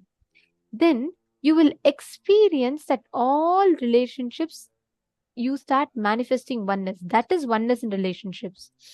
Where you experience, when Swamiji tells, right? Swamiji will always define oneness. Swamiji will say, experiencing you are an extension of people and everybody around you is an extension of you is oneness. Now, how do you apply that? How do you cognize that and apply that? Swamiji explains this is the exact way to do that. If you cognize, if I were you, let's say if I'm having a trouble with something, okay, or a person, a colleague of mine is having a trouble with something. If I were her, how will I expect people to deal with me? Then I should deal the same way with her. If you apply this principle in life, you will manifest oneness with everyone. Catching them? My Yili, are you understanding? Even this applies for you also. See, your desire. All of us need desire to live. Without desires, we can't live. But desires don't manifest. Your belief, what strengthens you, what empowers your beliefs, only that manifests as reality. You can desire, I should be the most loved person. Everyone has the desire. But those who believe that I am the most loved person only manifest that as reality. I am going to be the most loved person. And when you believe that, see, always belief comes with actions. So whenever you take that, when you believe and when you take actions from that belief inside of you, you manifest that as reality. That's the formula. See, right now just understand this, because in the next session, Eli, Swamiji is going to be explained in detail in the next session. He has a next session where Swamiji will be elaborately explaining. Today's whole day is dedicated for this, so don't even worry. And you will see how powerfully you will understand this. One thing alone, get it. The space of oneness, meaning you are what everyone around you and you. All of us are from the same source, Paramashiva. And therefore, all of us, like everyone, is your own reflection. Life is a huge mirror. Whatever is happening in life is just a reflection of you. Many times you feel, oh God, why are people coming and cheating me? You will see, you may not have cheated here with that person, but somewhere in some other place, you would have had the same cunningness as your strategy. Life is just reflecting the same back to you in a different way. Maybe you would have not had that cunningness in terms of money, but life might be doing that with you with money. But you would have had that cunningness even as a simple ego conflict. It can be any way. Wherever you feel that you can, if you feel that, okay, I can manipulate this person, and you feel like manipulating, you have manipulated someone, in some other context, it might be very trivial. Then life will give you back the same thing in a different way. It might be in the same way or in a different way. But understand, the source of that is once again you. Cognizing that, understanding, internalizing this would liberate you from so many things, because every time something is happening like that to you outside, you have the power to change it from inside of you. Tell me one thing. My forehead is hurt. It's bleeding. I go and stand in front of the mirror. What will I see in the mirror? In the reflection also, I'll see my forehead bleeding. Am I right? Now, if I want to attend, if I want the blood to stop, I go and start putting the band-aid on the mirror. I'm putting the ointment on the mirror. I put the medicine on the mirror. I put the band-aid on the mirror, and I'm trying to fix everything on the mirror. Will the bleeding stop? No. Where should I fix it? Here. I need to put it here. Same thing with life. You need to attend here. We all waste time attending on the mirror. Instead, it's time we attend here. How many of you are understanding this? How many of you are getting this? The moment you start cognizing this, you will start understanding about how to operate from the space of oneness. Maili is supposed to be as anger and unsafe in my heart. Wonderful. See, now you've identified, right? You will see something that you have done is exactly the same type of people. Swamiji will actually say to anyone, like if a person is behaving in some way, like out of their patterns and all that, Swamiji will say, don't worry at all. Whatever you do right now, all the patterns is what you're operating. Your team will manifest with the exact same pattern. You will see each of them are going to be with the same patterns, ideas, everything that you carry. And that will be the best training for you. You will have not just one of you, you'll have 10 more people, just exact Xerox copies of you from different aspects. But if you understand that, if you take that, wow, that means you have the power. If you change inside, you can change it outside. That's what happened once in Gurukul. I was supposed to take a class.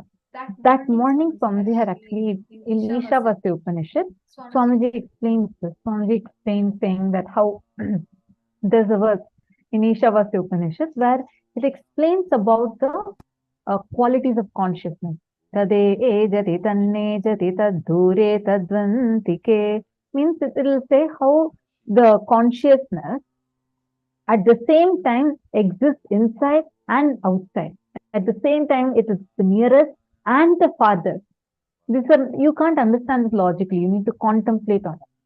So Swamiji was talking about it in the satsang, and Swamiji told how this one statement really clicked with me, where Swamiji explained how there is no separation, actual separation between inside and outside. The separation itself is only a delusion that we carry. And if we change something inside, it will impact the outside. So it was like a really powerful cognition in me. And that day evening, I was supposed to take a class. And we had about 100 children like in the Gurukul who had gathered for the class. I think 50 to 70 kids had gathered for the class. And there were of various age groups, they all were sitting.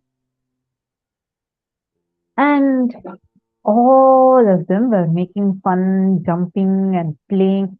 The intensity and the energy of the Gurukul kids is something else.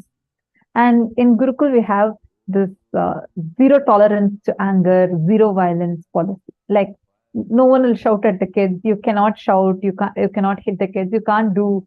There's no anger. You can't even be angry at kids. Right? It's a golden childhood Swamiji has given to us. So this was the thing. And I'm like trying to get there, listening, and I need to start the class on time. I'm like telling everyone, hey, listen. Everyone are talking and playing and jumping, and they don't just do normal things. One person will be standing in Shirasasana, one more person will be like jumping and playing. It's like all kinds of things are happening. And I'm trying to get there listening. One of the Balasans told me, hey, why don't you just look in and get listening inside of you? Then I remembered what Swamiji told in the satsang that day. Then I just closed my eyes. I remembered just that morning in my class when my mentor came and she was trying to conduct the class, I didn't give my listening. So I declared completion with myself.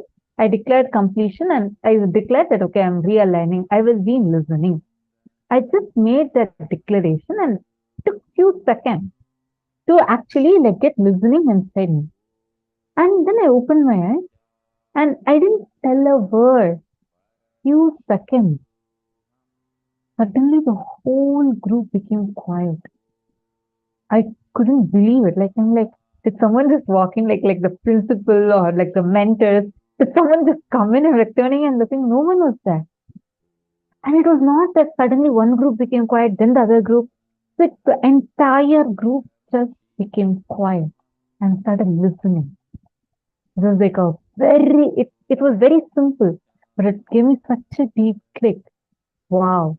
So if I actually get into listening, that means the other people will also be in listening.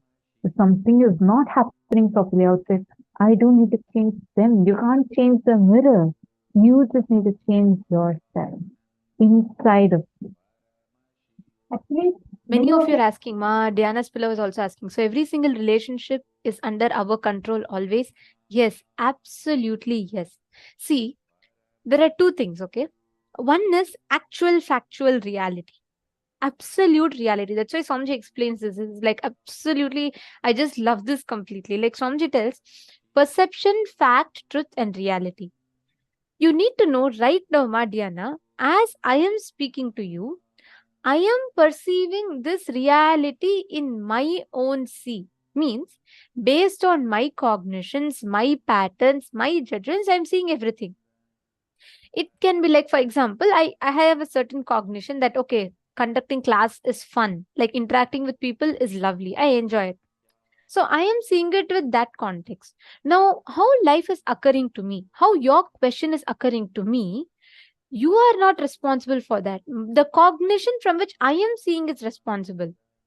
So if I like, it's like this, I'm wearing a purple glass and I'm seeing you. So you are going to be purple for me. Now, at the same time, you are wearing, let's say, yellow glass and you're seeing me. I'm going to appear yellow for you. You are responsible for the way I'm occurring to you in your life. Now, each of us are living in our perception. That world is perception. But in absolute reality, there is neither Nithyanandita, there is nor Ma Diana's below. All of us exist in oneness. That is absolute reality. You're understanding? There is something called fact. Fact is that Paramashivam is happening, a common reality which is for everyone, which is not subjective, which is more objective. For everyone, Paramashivam class is happening.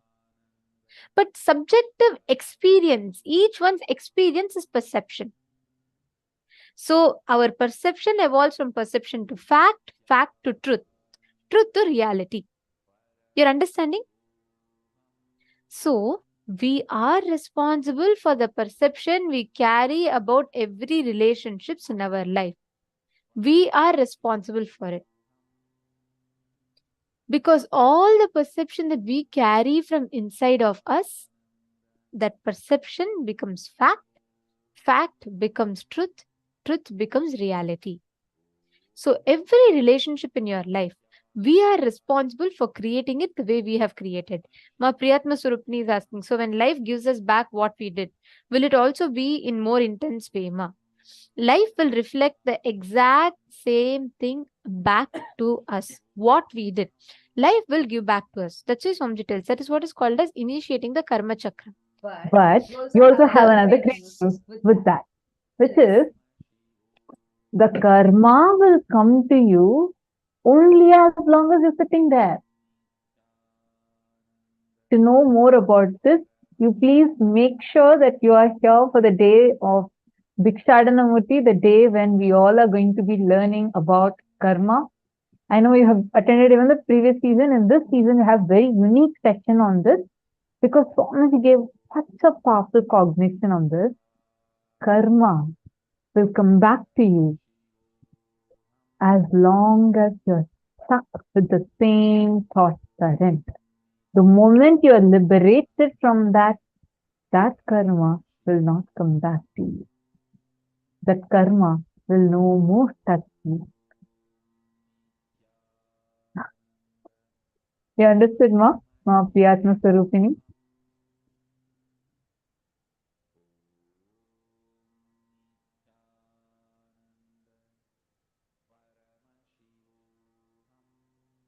Wonderful. So now, with this, let's move to the next session. We are going to be having the power manifestation session now. And joining us, we have Manitya Sambhavananda, who's going to be taking us through the power manifestation.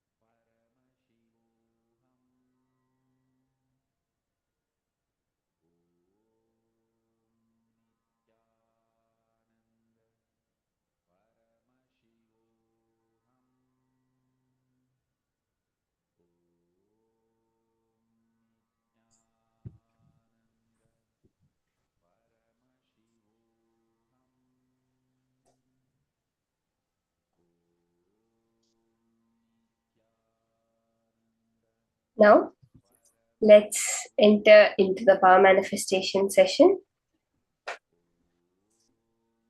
Starting today, first with the power of mind reading, the power of clairvoyance.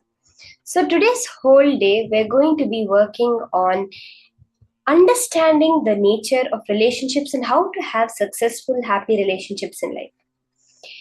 I think one of the most important aspects of that would be good communication, is what modern science says, modern day psychology, they say communication is very important.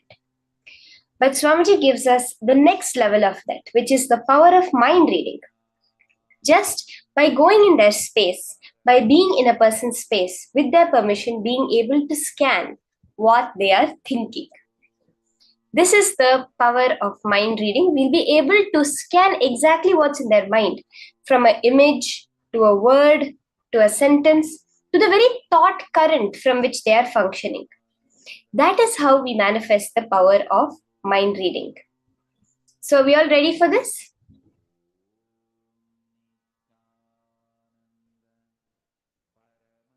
Now, we're going to see the whole thing is whether it's power manifestation, whether it's the intras, whether it's the jnanas, everything is completely interrelated. Whether it's the powerful cognition Swamiji is giving, and then the internalization, the process, whatever completions you're doing, that will manifest as a power.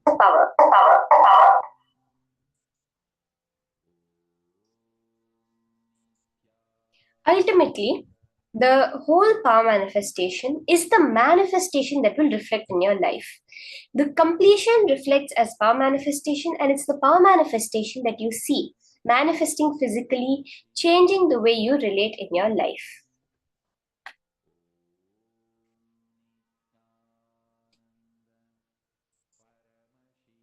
Now, for the power of clairvoyance,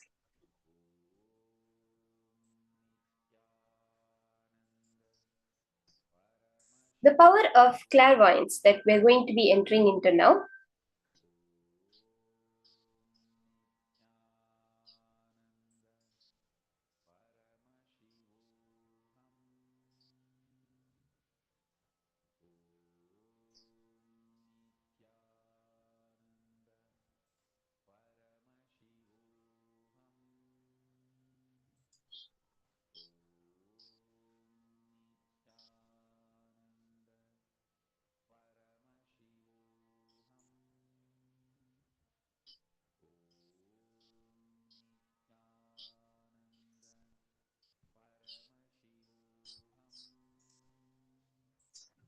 the Shastra Pramana is from the Shiva Samhita, chapter 5, verse 86. ज्ञानन्य च प्रतिमन्तस्य त्रिकालविषयं भवेत् दूरश्रुति दूरदृष्टि स्वेच्छया खागतां व्रजेत्. Bhagavan Paramashiva says, he gets immeasurable experiential knowledge, knows the past, present, and future time, has Durashruti, power to listen to anything at far off great distances, Duradrishti, power to have direct vision of anything, anywhere, Khagatam, the power to walk or move in air like a khaga, a flying bird, and the ability to speak on any unknown subject, omniscience.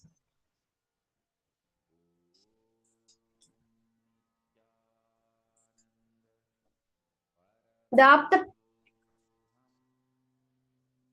Apta Pramana for this power is from the life of Sangasiddhar,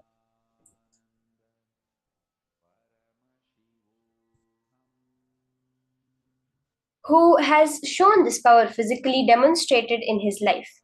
Even though he lived a regular life, married, had kids, he was an adept Siddha who manifested all the powers of Paramashiva. There are many incidents from his life to demonstrate this power of clairvoyance. Couple of such is related to his boss, Simpson, who he was working for, a Britisher under whom he was working. So there was a time where one night he told Simpson, before Simpson went to bed, don't sleep in your room tonight, go sleep somewhere else, it's not safe, don't sleep in your room. But Simpson didn't listen to him. He was unaware of the greatness of Sangasiddhar, and he ignored and went and slept off. That night, Sangasiddhar came with another few men, and took the bed of Simpson out of the room and kept it somewhere else. As they were taking the bed out, just after he was settled in another place, the entire roof came collapsing down. The entire room collapsed. This is one demonstration of the power of Sangasiddhar. Swamiji himself has manifested this power in so many different ways. We will all even see how Swamiji just knows what is in your mind, what is ongoing with your life. And when he talks in the morning satsang, when he's talking, you'll feel that exactly he is talking to you and addressing you. So we will be doing the power of clairvoyance.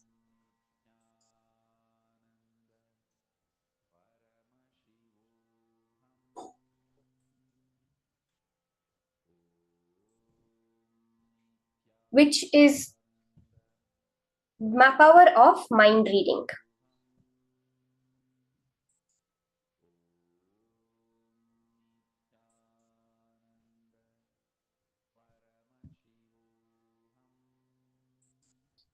So can I request everyone to start with partnering up?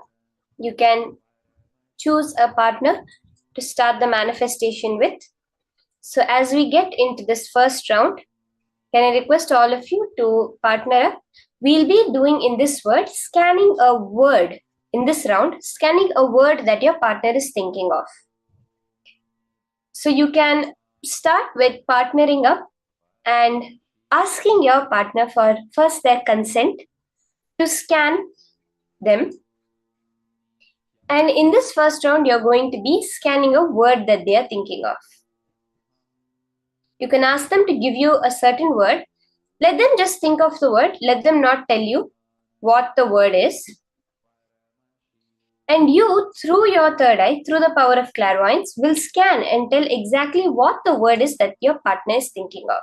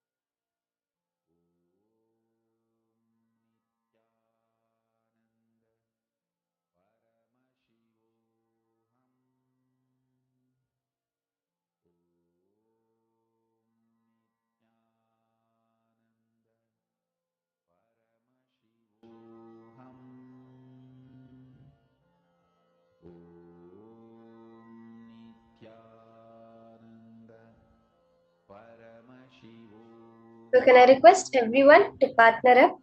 If you do not have a partner, you can call your friends, you can call your family members.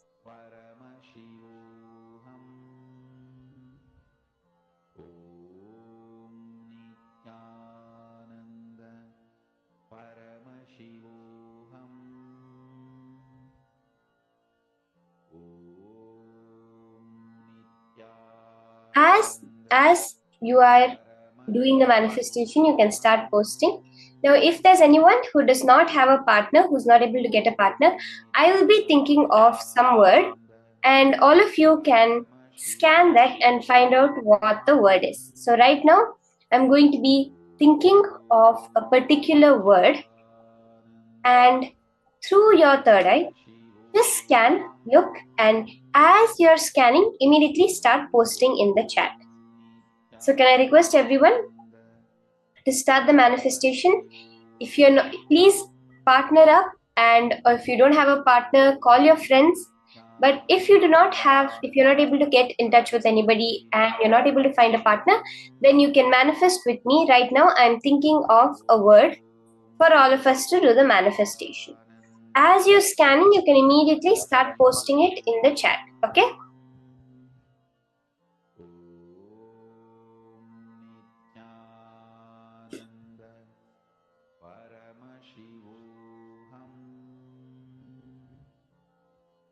Let's all intensely do the power manifestation.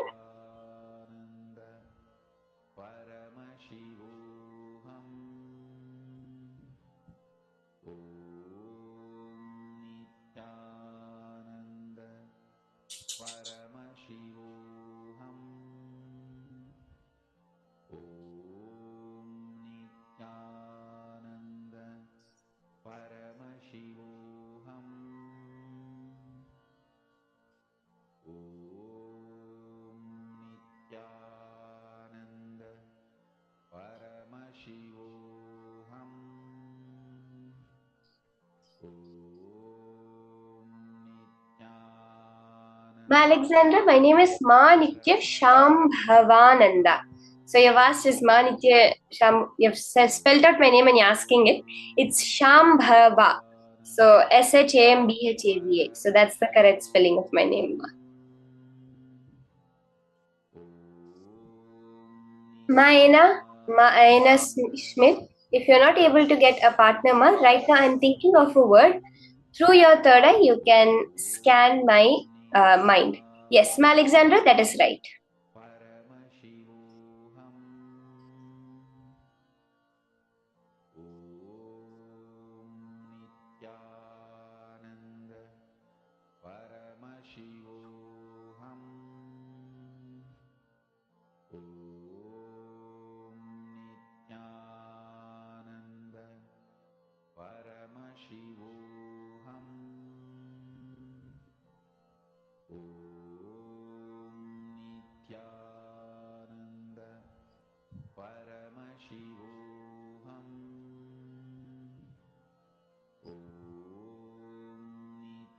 You can post in the chat as you're scanning. Whatever is appearing, you can immediately start posting in the chat.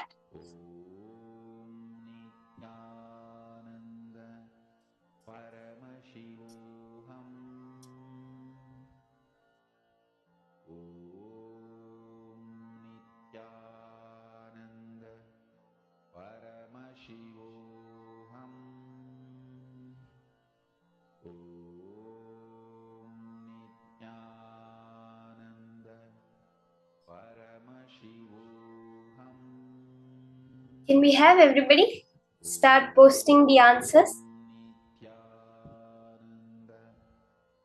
Whatever Paramashiva is revealing to you, you can immediately start posting and sharing whatever Paramashiva revealed to you as the word that I am thinking of now.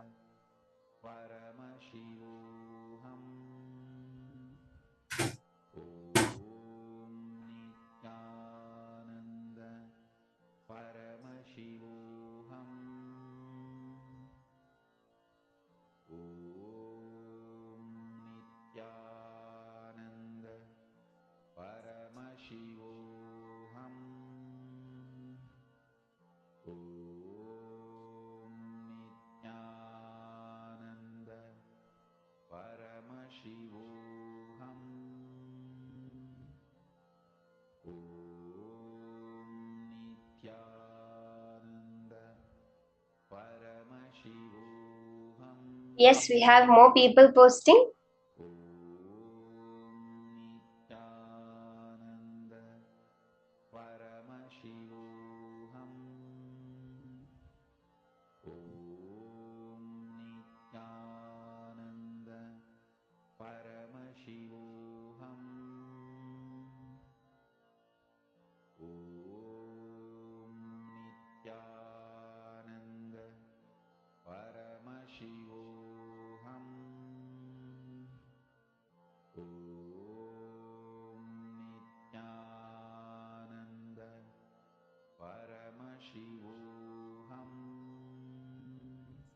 Let's have more people post.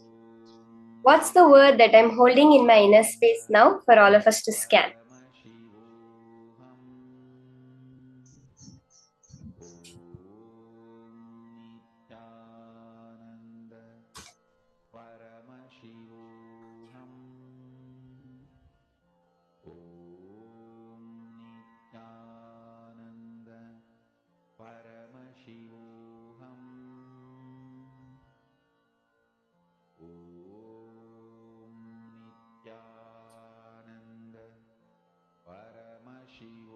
Okay, let's now verify the answer. If there's anyone left to post in the chat, please post. Whatever Paramashiva showed you in your third eye is the word that I was thinking of.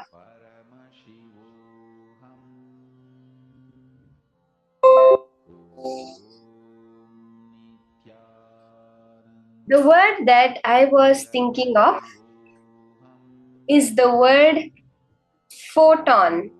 So the scientific term, the physics term, photon, P-H-O-T-O-N, photon.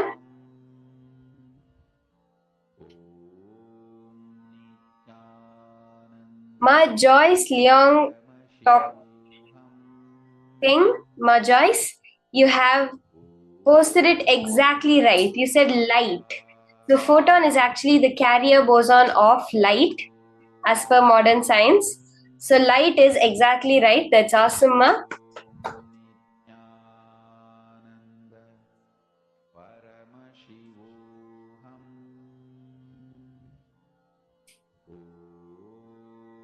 Let's see, what have the others posted?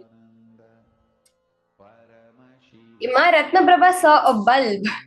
That's so beautiful. Ma bulb is a source of photons. It's a source of light.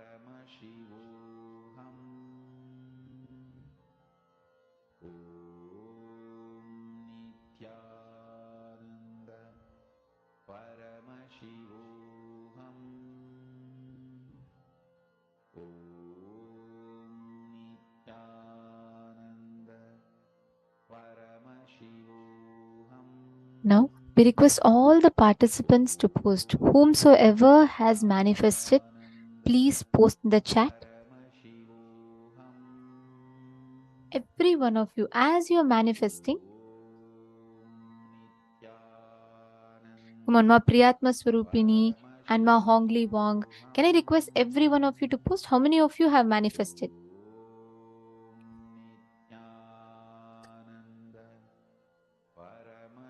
Even if it is just you're seeing some shapes, some patterns, anything is fine.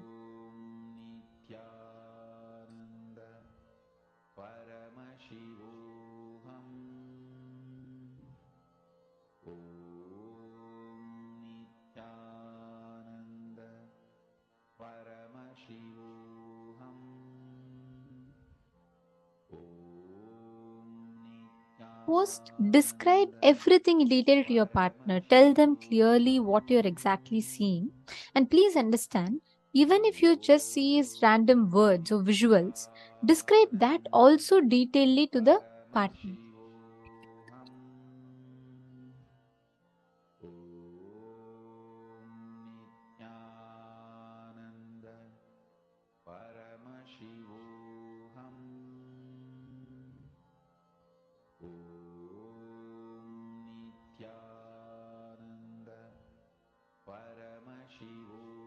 Yeah, I see Ma Hongli Wang has posted that Ma Priyatma Surupini manifested. That's awesome. And if you're seeing anything, see, it's not defined how it has to appear. Swamiji says, keep the goal defined, but the way the goal manifests, let Paramashiva decide that. So when you have decided, yes, I'm going to manifest, now anything else that is coming up, let it be as Paramashiva wants. So whether you're hearing it as a voice in your head, as a sound, or else you're feeling it as a feeling, you're seeing it, shapes, colors, numbers, anything you're able to see, you can immediately post it and verify.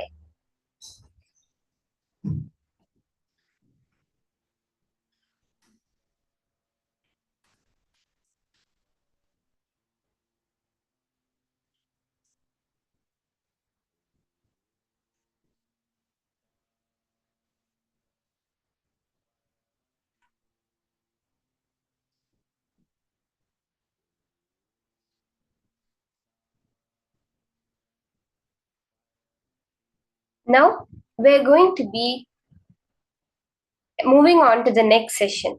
But before that, I would like to ask everyone, how was the manifestation for you? There's very few people who have posted. Only one person has posted. Can we have everyone else also post? Ma Sonia, Ma Liangshu, how did the manifestation happen for you, Ma? I saw you both also manifesting very sincerely. Ma Ping Niu Chen, Ma Emily, can you post? How did the manifestation happen for you? Did you manifest? What did you manifest? What were you able to see? Can you all have everyone post? Okay, Ma Sonia is saying I scanned yours.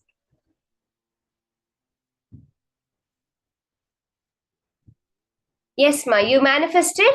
Ma Sonia Rao, did you manifest, Ma?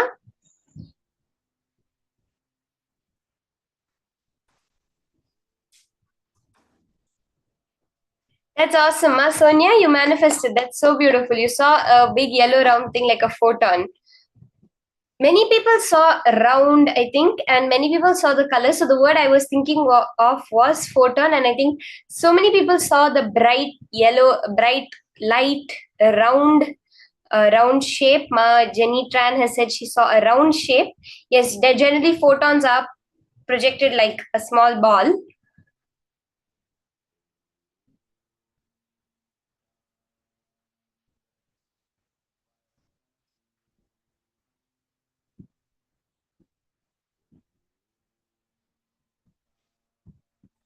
Anyone else, whatever manifestations have manifested, happened, you can share.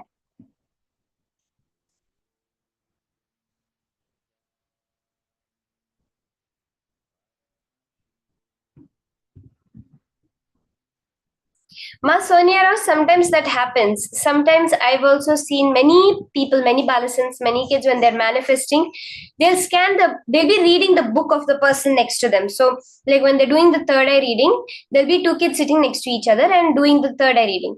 And I've seen this happen so many times where the partner will not be reading the book in front of her. She'll be reading the book which is in the hands of the person next to her, and she would think that she's reading her own book. So no issues, man. It's such a beautiful manifestation. You have manifested. When you see it and it happens, just celebrate, ma. The manifestation has happened.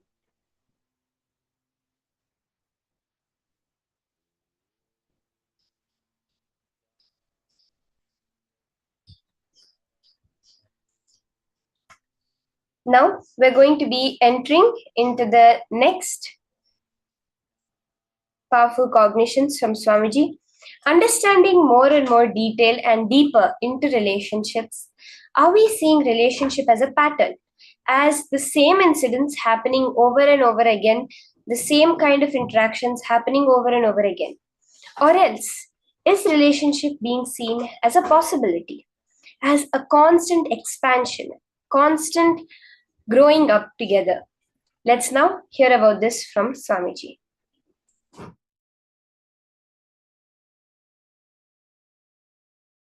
Husband sent a text to his wife at night. Hi, I'll get late. Please try and wash all my dirty clothes. And make sure you prepare my favorite dish before I return for dinner. He sent another text, and I forgot to tell you that I got an increase in my salary at the end of this month. I'm getting a new car. She immediately texts back, oh my God, really? Husband replied, no, just I wanted to make sure you got my first message.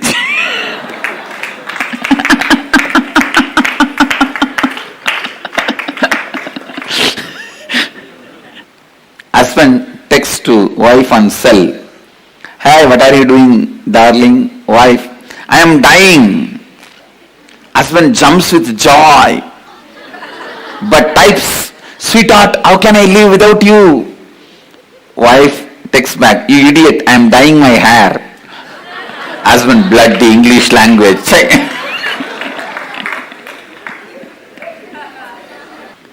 Boss hangs a poster in the office. I am the boss, do not forget. He goes to lunch and comes back from lunch break. He finds a slip on his desk. Your wife called and she wants her poster back home.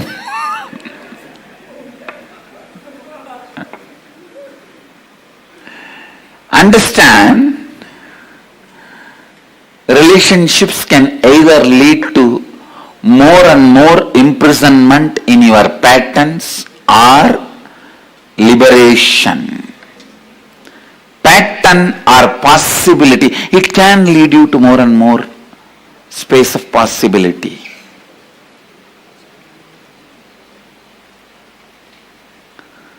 The first and foremost fundamental relationship that exists for you is the relationship between your pattern and your possibility. Please understand. Listen, I am not talking about with whom you relate, with what you relate. I am not talking about your relationship with your husband, wife, brother, sister, father, mother. I am not talking even about all that. I am talking about from which space you start relating. I tell you, if you relate from the space of possibility, even if you live with a large family, you are a great sannyasi, enlightened being. If you relate based on the patterns, even if you are living alone, you are bound, patta, fallen, grihastha. Understand?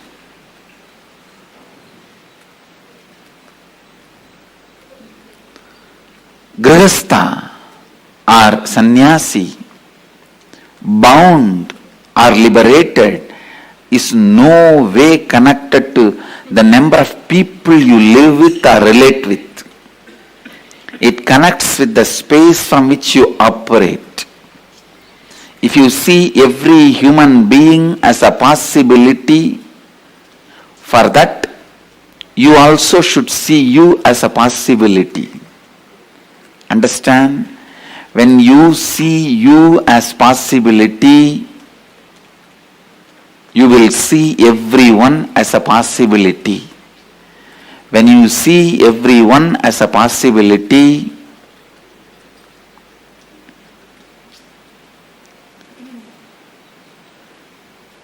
life, wherever you may be living, whatever you may be doing, you will be living with Vijaya Lakshmi. Means the Lakshmi of victory. Don't say my neighbor house is Vijay Lakshmi. My neighbor name is Vijay Lakshmi.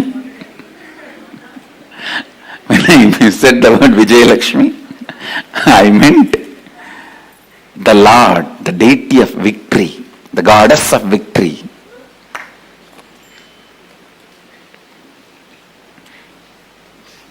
Please understand.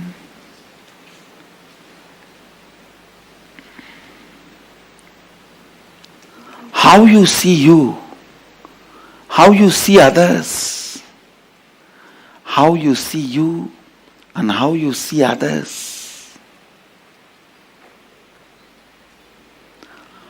All relationships you experience in your life can only from two space, two frames. One, listen.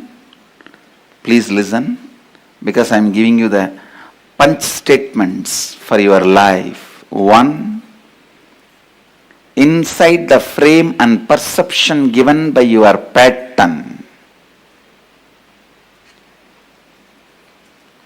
Inside the frame and perception given by your possibility.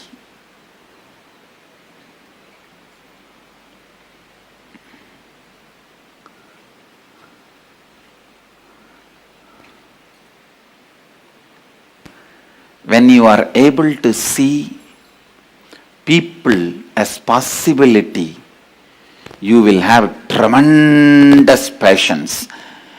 You will wait, and go on reminding. I am nothing but a reminder.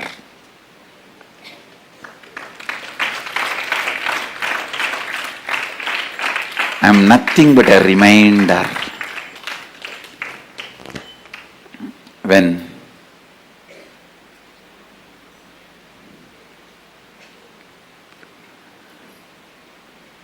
you see the possibilities, I can say in a way, eternal reminder.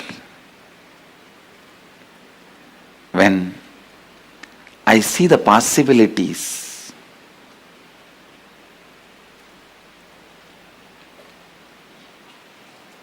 please understand, when I see the possibilities,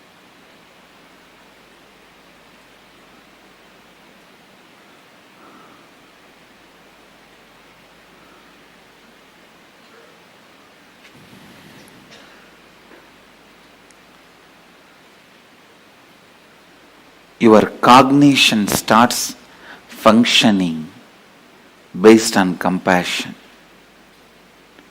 I tell you, please understand, even if you feel suffocating, imprisoned, live with a person who sees your possibility. Even if you feel free, liberated, don't live with people who see you only from pattern.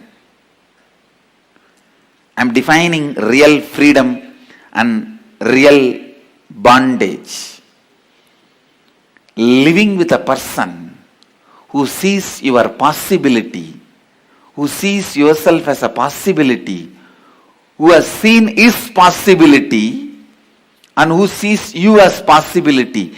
Even life around him, with him, feels like suffocating or bondage. Live with him.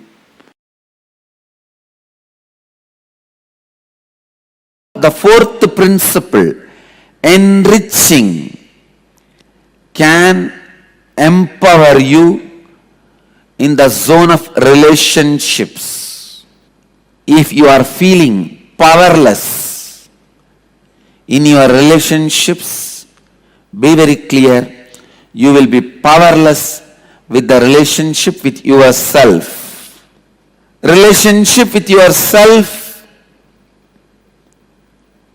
and relationship with others both happen from the same space. In the relationship with the others, if you are feeling powerless, you will have the same powerlessness in the relationship with you. Relationship with you, if you are feeling powerful, complete. Relationship with others, you will feel same powerful, completeness. Enriching. How this principle is going to heal your relationship with you and your relationship with others. Make you feel powerful with regards to relationship with others and relationship with you. Enriching. The principle of enriching, how it can be used to make yourself powerful in the zone of relationship with you and relationship with others. You have only two possibilities. First, heal, enrich your relationship with you. Do swapurnatva, self-completion, by bringing integrity with you, authenticity with you, responsibility about you, enriching yourself. Listen, I ask you to bring these three qualities in you as a first priority. That does not mean I am asking you to do only this. You have to be doing it simultaneously with you and others also. only then it happens in you. When you bring completion to you, relationship with you starts. Enriching yourself starts. If you don't have confidence, you can look at you, you can be with you, you are comfortable with you, you can raise yourself by yourself. Who can be with you? Who else can look at you? Who else will be comfortable with you? I tell you, in the cosmic constitution, the first amendment is you should be taught to be comfortable with you. That is your first amendment right. Man should be comfortable with himself. You should be able to be comfortable with you.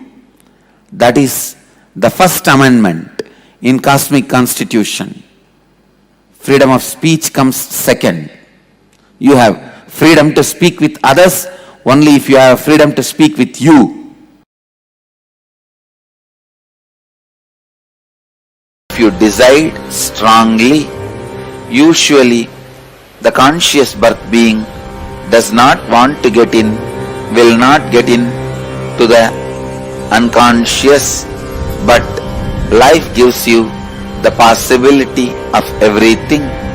All possibilities are given to you, are provided to you.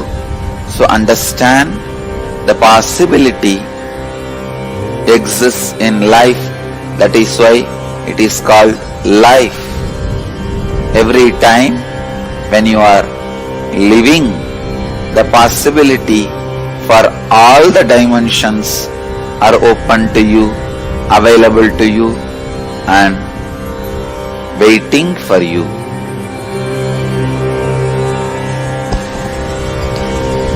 The next question is from Mary Bernard. Nithyanandam Swamiji, you have already spoken of the destructiveness of suicide. Some states and countries allow patients who are suffering with a terminal illness to practice assisted death. It is strictly regulated.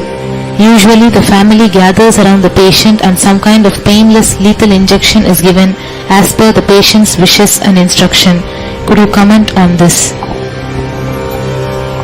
Cosmos does not agree this mercy killing. As Mahadeva already read out, it will be considered either suicide or murder. If the patient agrees, it will be considered as suicide. The patient does not agree, it will be considered as murder. But all the people who help and make this happen will be treated for murder in the cosmic law.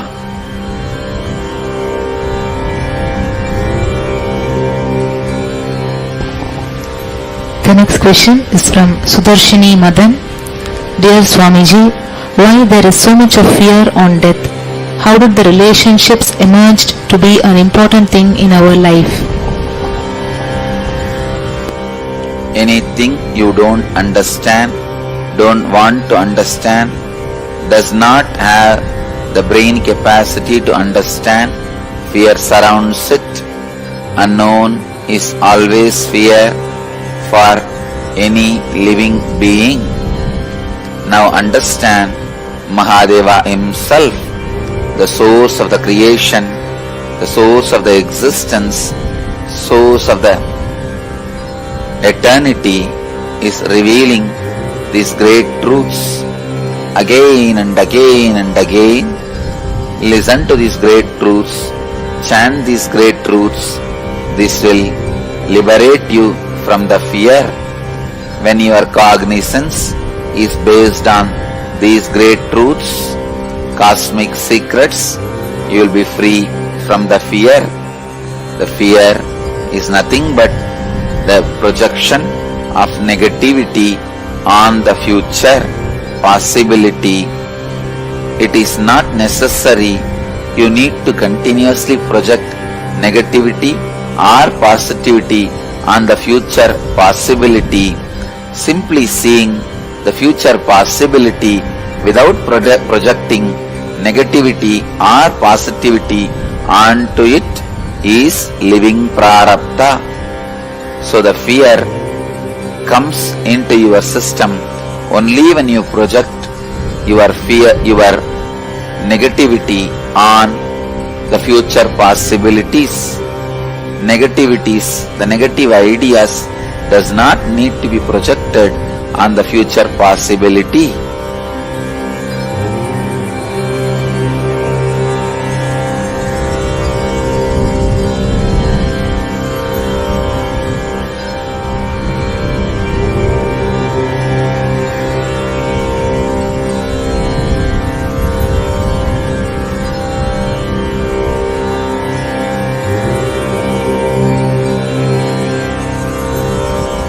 Relationships gives you the feeling it is very important in the life, because through every relationship you try to have extended life. While you are living, whatever your body and mind cannot do for your interests and pleasure, you try to fulfill through the body and minds of your relationships. And same way, whatever they cannot fulfill through their body and mind, they are trying to fulfill through your body and mind. So mutually each other helping to fulfill the other's interests through body and minds of each other is relationships. If both of you understand the interests of each other and ready to support each other's fulfillment, it is called successful relationship. There comes love, compassion, sacrifice and spiritual growth. But if both of them are not understanding the real agendas of others, interests of others, continue the relationship, maybe because one person has hidden interests, hidden agendas which he does not want to reveal it to the other, or which he himself is not aware. When this kind of situations arise, relationship breaks or relationships continue to exist with being exploited, with exploitation. These kind of relationships lead to the worst grave sin of keeping the other person as slave. Whenever the slavery happens, cosmos strongly condemns it. So no slavery is allowed in the cosmos. Cosmos is strictly against slavery, because slavery is equivalent to the murder of partial time. In slavery, even if the other person has their body and mind, it is equivalent to they are killed, they are murdered, because that body and mind is not useful to that person anymore. So, relationship with an open, mutual interest should be encouraged, and it supports both the beings to evolve towards the fulfillment and finally the understanding how many bodies and minds you may use to fulfill your interests, that your interests are not going to lead you to your restful awareness. So that understanding may help you to renounce all the interests and even your own body and mind and settle down in restful awareness.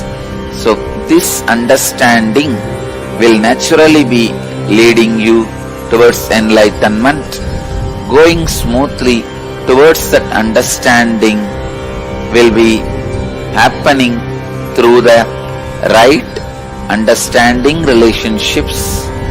The relationships with the mood of exploiting other person with a hidden agenda without you revealing it to the other person about your interests, or you yourself may not knowing it by yourself, will lead to more and more destruction, depression. If the relationships continues, it will be the sin of slavery. If it breaks, it will be giving you a great divide, depression, feeling of emptiness. So the science of relationship is trying to have more body and minds to fulfill your interests, and trying to give the other person also your body and mind to fulfill his interests. As long as it is mutual, it is with a deep understanding, it should be encouraged, supported and blessed.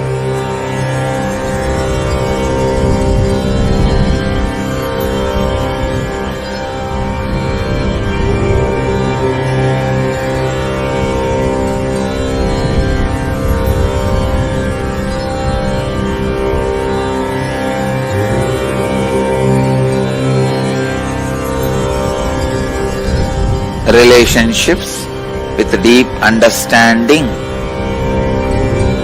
with each other is equivalent to the conscious birth. Relationships without mutual understanding but still not broken is equivalent to unconscious life. Relationships without mutual understanding broken is equivalent to death. All unconscious life will be afraid of death and end in death. Same way, all relationships which does not have mutual understanding will constantly have fear of being broken. Finally, it will break and bring tremendous suffering to both the persons who are involved in it.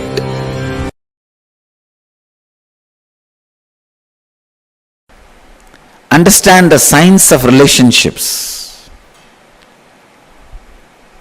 It is not just the phenomena of the mind, it's a phenomena of the body.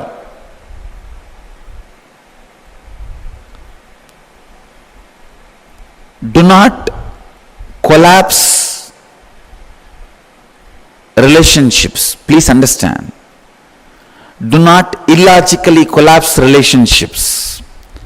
It will directly affect some part of your body.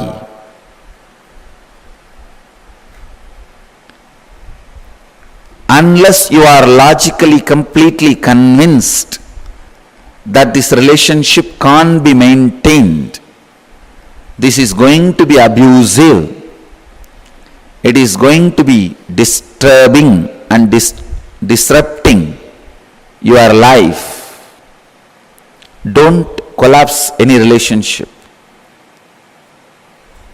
That is why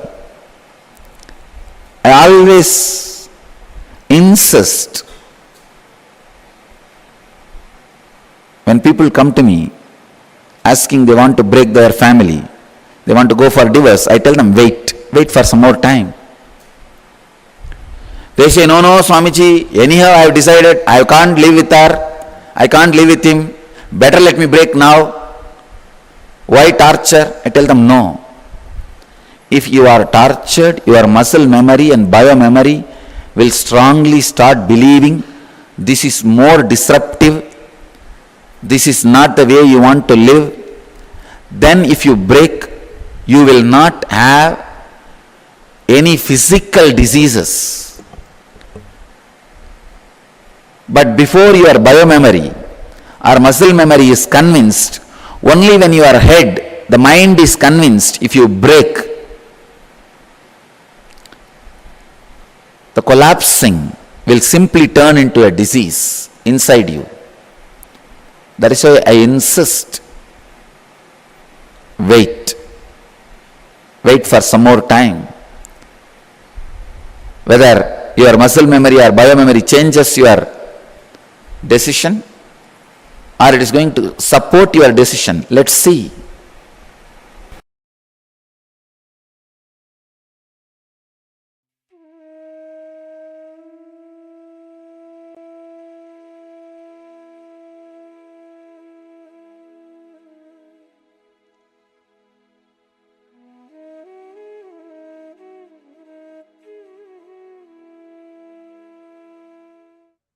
relationship in our life that we have, right? It gives us two possibilities. Every relationship.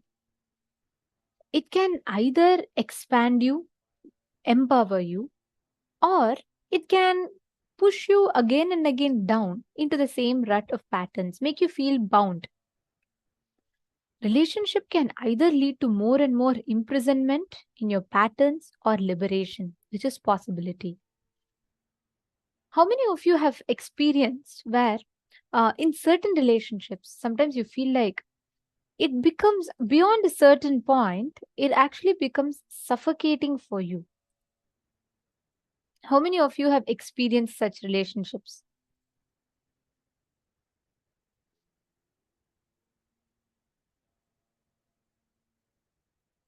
Can I request you all to post in the chat? How many of you have experienced such relationship where it is okay, you feel it is good, but after a certain point in time, it becomes like a bondage for you. You feel like stuck with it. You start feeling suffocated with it. You start feeling like, oh my God, I didn't sign up for this. And I think now it's becoming little too much. And now I have to fulfill that same love. What you initially enjoyed as love will suddenly become like, oh, maybe the other person is trying to control me so much. What you initially enjoyed as protection or care, it will just become like the other person is too possessive of you. Beyond a certain point, many of our relationships start fading away. How many of you have experienced it? Okay, yes, yes, yes. I'm seeing so many people, yes.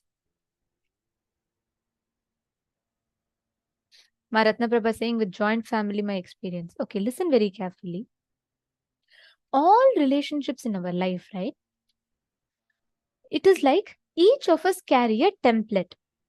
And Swamiji will tell beautifully. From far, it'll all look so green, colorful, and beautiful. Like, have you all seen when you're all flying in the flight, right? From far, it'll look like all green, very nice, and it's so beautiful. All the lands will look just completely green. But right when you get down, you will see so many. It's not green as we see green. There's so much of there's brown and there's a lot of place and there's roads and everything that's there. It is not necessarily as beautiful as you see in an aerial view. Same way, when we all see a person,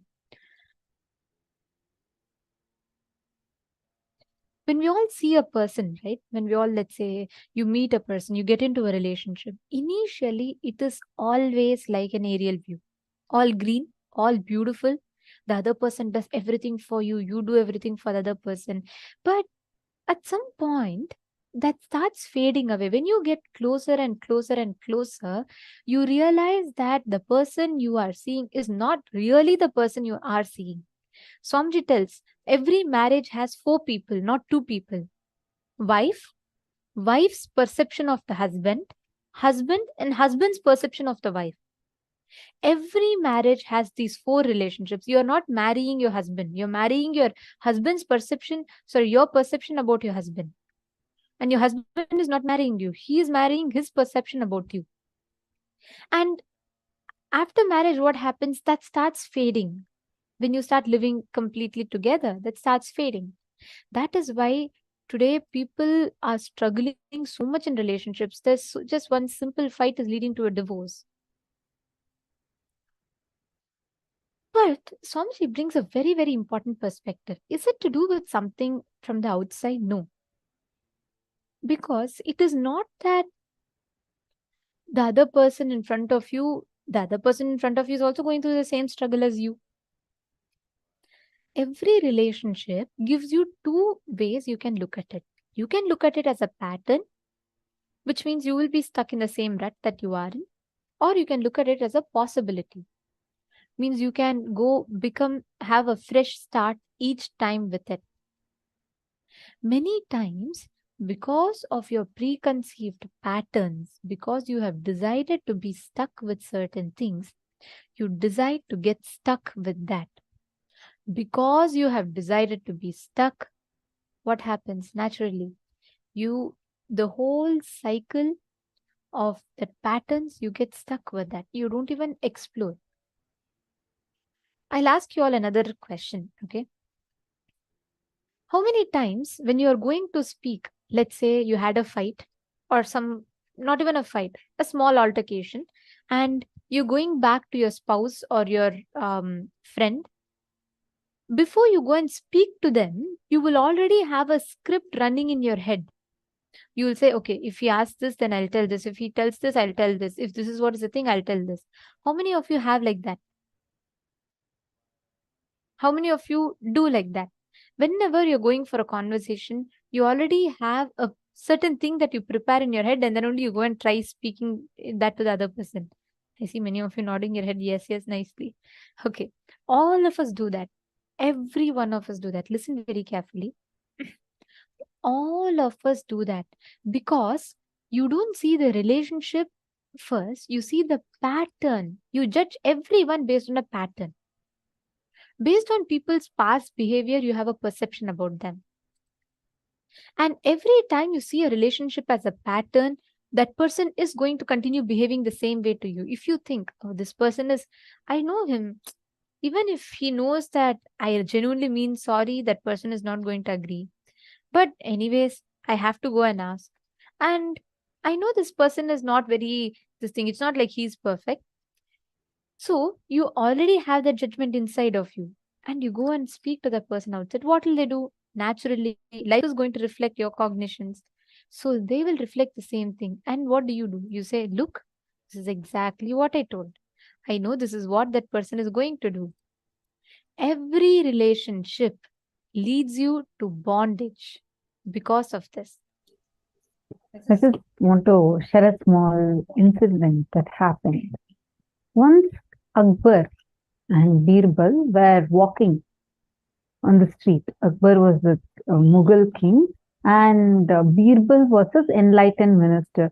You have definitely come across Akbar Birbal stories because Birbal's intelligence and the amazing spontaneity he had, you'd have heard a lot of stories. So this is one incident where they both are walking down the street and Akbar sees a carpenter and he says, I don't know why, Birbal, I don't even know that guy, but I feel so angry just to see him. I feel like I want to almost kill him. He says that and goes away. And 1 week later, again they pass by the same street.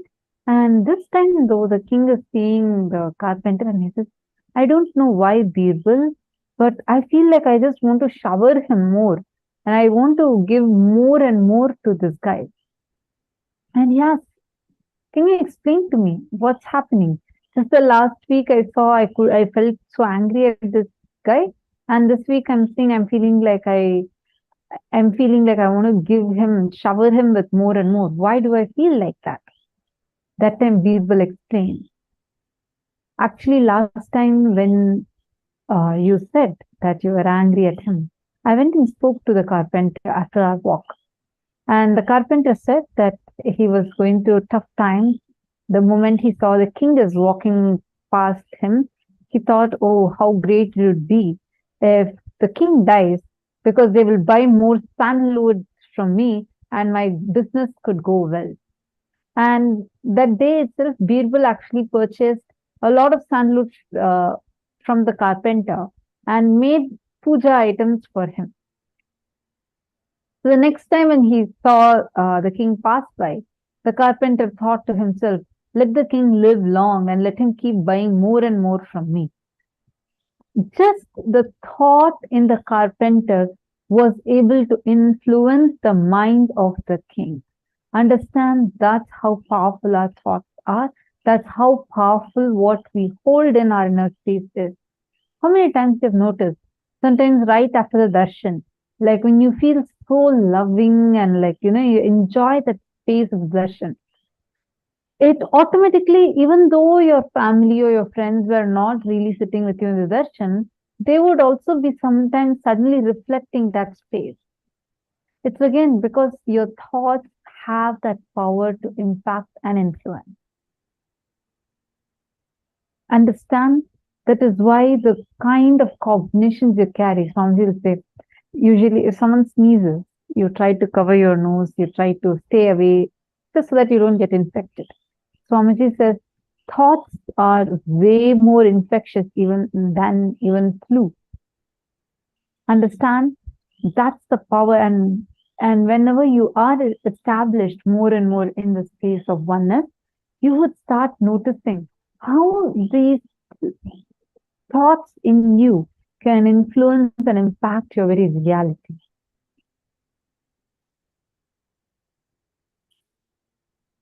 Each relationship of your life, you need to go back and visit.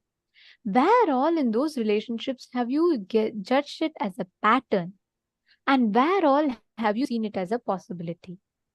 See, many times there are these parasite patterns that sit inside of us, based on which we judge things, based on which we judge relationships, based on which we carry our perceptions, and we go and we try to do things based on that.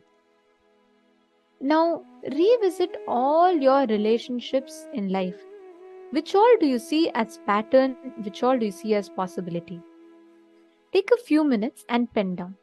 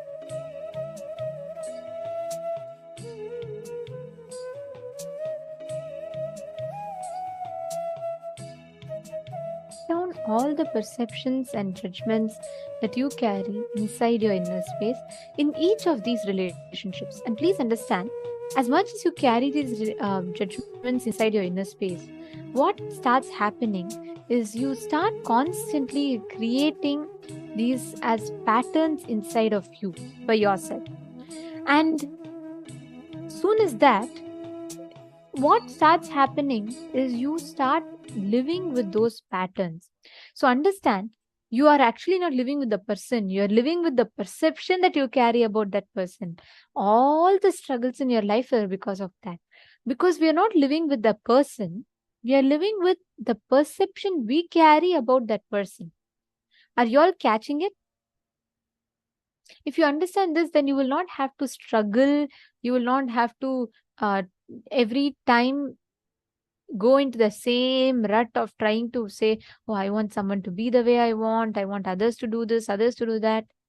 Every moment of your life, you are living as your conscious creation. Life is occurring to you the way you create it. Someone else is not designing, someone else is not controlling. The remote control is in your hands. Whichever button you click, that is the result you will see. Yes. Okay. Now, with this, let us all enter into the power manifestation session.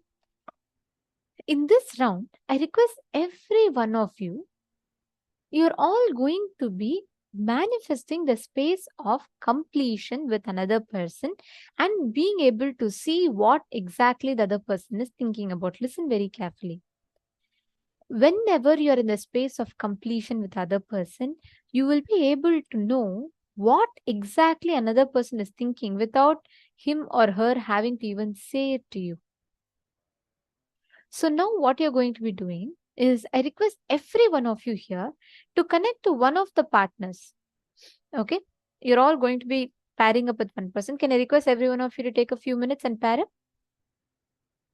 And all those who are watching us on YouTube as well, please take a few minutes and you all can pair up with another person.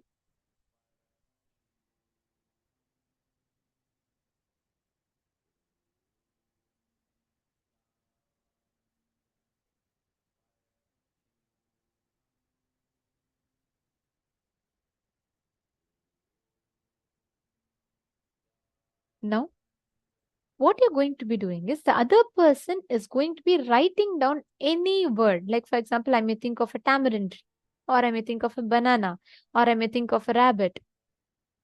Write down anything that you want. Just write it down, and you're going to be visualizing and having your partner scan you.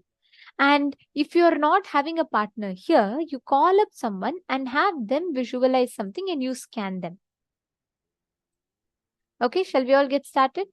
Please sit straight. Now, chant the Mahavakya.